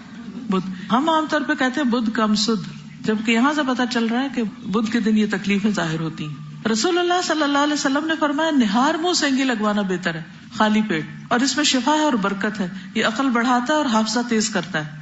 ادروائز کسی بھی وقت لگوائی جا سکتی بیماری کی صورت میں. آپ صلی اللہ علیہ وسلم نے رات کو بھی پچنے لگوائے. ابن عمر روزے کی حالت میں سینگی لگواتے لیکن بعد میں اسے ترک کر دیا اور رات میں سینگی لگوانے لگے. یعنی اٹ ڈیپینڈس کہ آپ کے مزاج کو کیا سوٹ کرتا ہے. رسول اللہ صلی اللہ علیہ وسلم نے فرمایا جب تم میں سے کسی کا خون بھڑکنے لگے, یہ کیا ہوگا, بی پی ہائی ہو, وہ سینگی لگوائے, کیونکہ خون کے جوش مارنے سے آدمی کی موت واقع ہو سکتی ہے. جی حدیث میں آتا ہے کئی لوگوں کو وہ ہو جاتا ہے نا, اسٹروک ہو جاتا ہے یا ان کے جو برین ہیمریج ہو جاتا ہے, اس کی بھی بنیادی وجہ ایک دم بی پی کا شوٹ کرنا ہوتا ہے. تو جب کبھی ایسا محسوس ہو تو ہلکی پھلکی بھی اگر سینگی لگوا لیں گے تو خون کا جو جوش ہے وہ ختم ہو جائے گا. نافع کہتے ہیں کہ ابن عمر نے کہا اے نافع میرے خون میں حدت پیدا ہو گئی ہے, اس لیے کوئی پچنے لگانے والا تلاش کرو, اگر ہو سکے تو نرم خو آدمی لانا. عمر رسیدہ بوڑھا یا کم سن بچہ نہ لانا, ان سے نہیں لگوانی. رسول اللہ صلی اللہ علیہ وسلم نے فرمایا جو ایسے ہی طبیب بن کر علاج کرے اور طب اور علاج معالجے میں مشہور نہ ہو تو وہ ذمہ دار ہے. یعنی اناڑی سے علاج مت کرائیں, اپنی غلطی. اب یہ ہے کہ عورت کس سے سینگی لگوائے, عورت سے ہی لگوائے. ام سلمہ نے رسول اللہ صلی اللہ علیہ وسلم سے سینگی لگوانے کی اجازت چاہی تو نبی صلی اللہ علیہ وسلم نے ابو طیبہ کو حکم دیا کہ انہیں سینگی لگائے. راوی نے کہا میرا خیال ہے کہ جابر نے بتایا وہ ان کا رضائی بھائی یا نابالغ لڑکا تھا, لیکن اگر کوئی بھی نہ ہو تو پھر انسان مرد ڈاکٹر سے بھی علاج کروا سکتا ہے. پھر گائے کا دودھ اور گھی میں بھی علاج ہے. لوگ تو گھی سے بچتے ہیں, حالانکہ گھی بہت سی بیماریوں کو دور کرنے والا بھی ہے.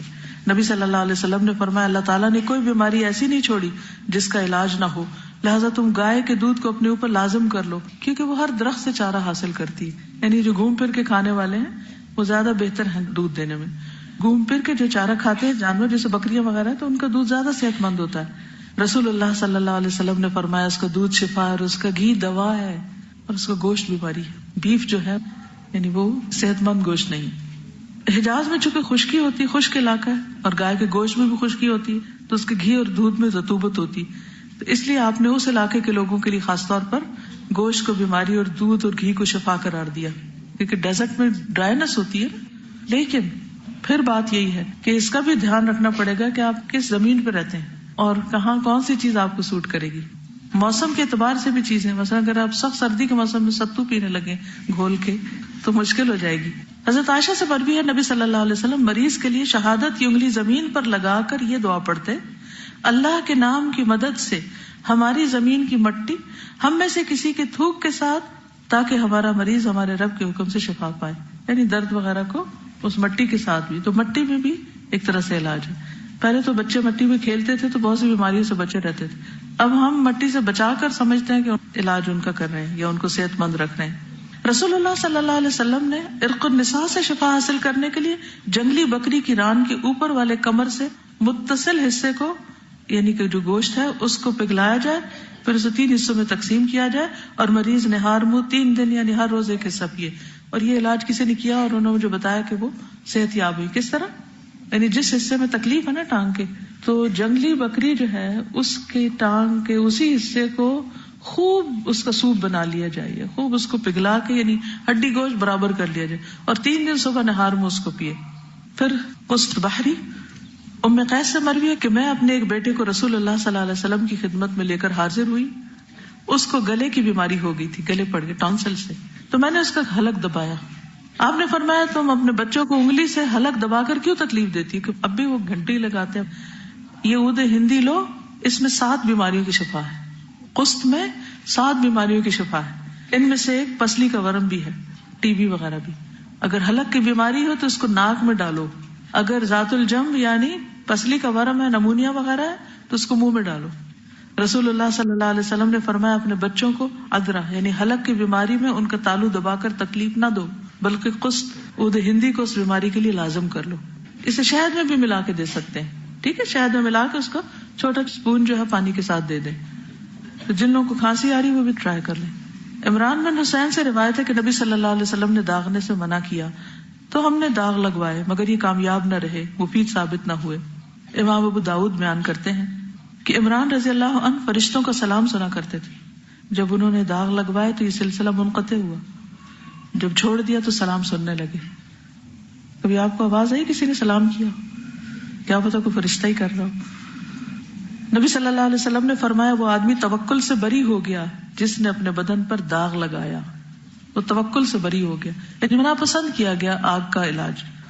نبی صلی اللہ علیہ وسلم نے بغیر حساب جنت میں جانے والوں کی صفات بتائیں کہ یہ وہ لوگ ہوں گے جو جھاڑ پھونک نہیں کراتے، فال نہیں دیکھتے، داغ کر علاج نہیں کرتے، بلکہ اپنے رب پہ بھروسہ کرتے ہیں. طب نبی پہ بہت کتابیں ہیں، ان کو پڑھنا شروع کیجیے.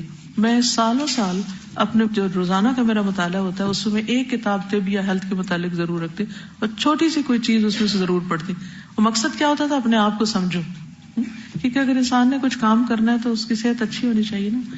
اور عبادت کے لیے بھی، نماز کے لیے بھی ضروری ہے کہ آپ کے اندر ہمت طاقت ہو. تو اس کے لیے ڈاکٹروں کے پاس تو جائیں مگر خود بھی پڑھیں. اس میں امام ابن القیم الجوزیہ کی کتاب جو طب نبوی ہے وہ بھی بہت اچھی ہے. تو تھوڑی تھوڑی کر کے اس کو پڑھیں، سمجھیں، اور انشاءاللہ آپ کو فائدہ ہوگا. آپ کچھ کہنا چاہتی؟ کہیے. السلام علیکم استاذہ. وہ جو کلونجی ہے اس کے لینے کا بھی ایک طریقہ ہے کہ آج کل نا بازار میں پیاز کے جو بیج ہوتے ہیں وہ بھی کلونجی کی شکل کے ہوتے ہیں. تو وہ لوگ کیا کرتے ہیں کہ سستے ہوتے ہیں تو وہ دے دیتے ہیں اور کلونجی نہیں دیتے. تو اس کو میں نے ایک ہربرٹولوجسٹ تھی تو میں نے اس سے پوچھا تو اس نے طریقہ یہ بتایا کہ جب آپ کلونجی لیں تو اس کو جو کاغذ کی تھیلی ہوتی ہے نا اس میں ڈال کے 2-3 دن دھوپ میں رکھیں. اگر تو اس میں آئل آ جاتا ہے دیٹس مین یہ کلونجی ہے، اور اگر وہ ہیں جو پیاز کے بیج ہیں تو پھر وہ کلونجی نہیں ہے. اور میرا آپ سے ایک سوال تھا کہ حضور اکرم صلی اللہ علیہ وسلم نے احرام کی حالت میں پچنے سر پہ لگائے تو اس میں تو بال کاٹنے کی ممانعت ہوتی ہے. جب پچنا لگتا ہے تو اس ایریا کے بال ریموو کیا جاتے ہیں، جو بعض میں نے دیکھے ہیں جن کے، تو پھر اس صورت میں کیسے لگایا ہوگا؟ علاج کے لیے اجازت ہوگی. اوکے، جزاکم اللہ خیرا. سبحانک اللہم وبحمدک، اشہد ان لا الہ الا انت، استغفرک واتوب الیک. السلام علیکم ورحمۃ اللہ وبرکاتہ.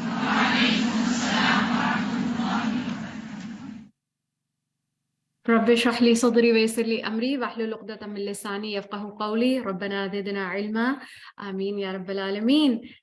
سبحان اللہ، بہت ہی خوبصورت لیسن تھا. مگر ایک بات بتائیے جو آپ نے اپنے لیے اس کو پلو میں باندھا ہے کہ میں نے اس پہ عمل کرنا ہے.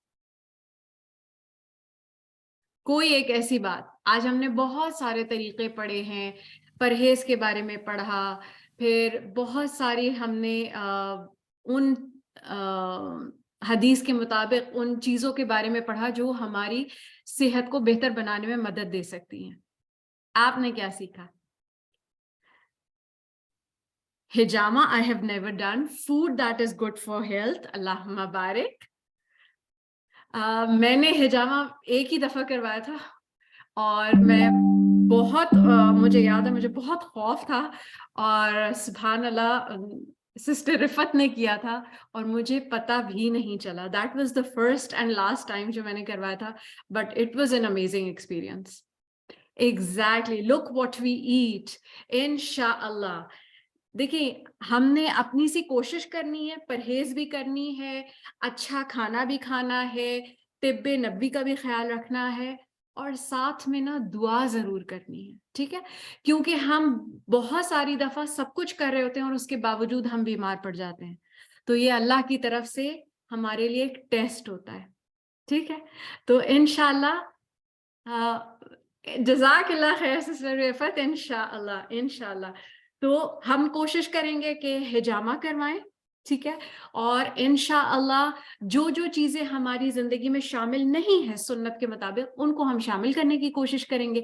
اور ان مسنون دنوں میں، یہ جو ذو الحجہ کے بلیس ترین دن ہے نا، اس میں ایک دوسرے کے لیے دعا کریں گے. انشاءاللہ دعا کے ساتھ ختم کرتے ہیں. سبحانک اللہم بحمدک، اشہد ان لا الہ الا انت، استغفرک واتوب الیک. السلام علیکم ورحمۃ اللہ وبرکاتہ.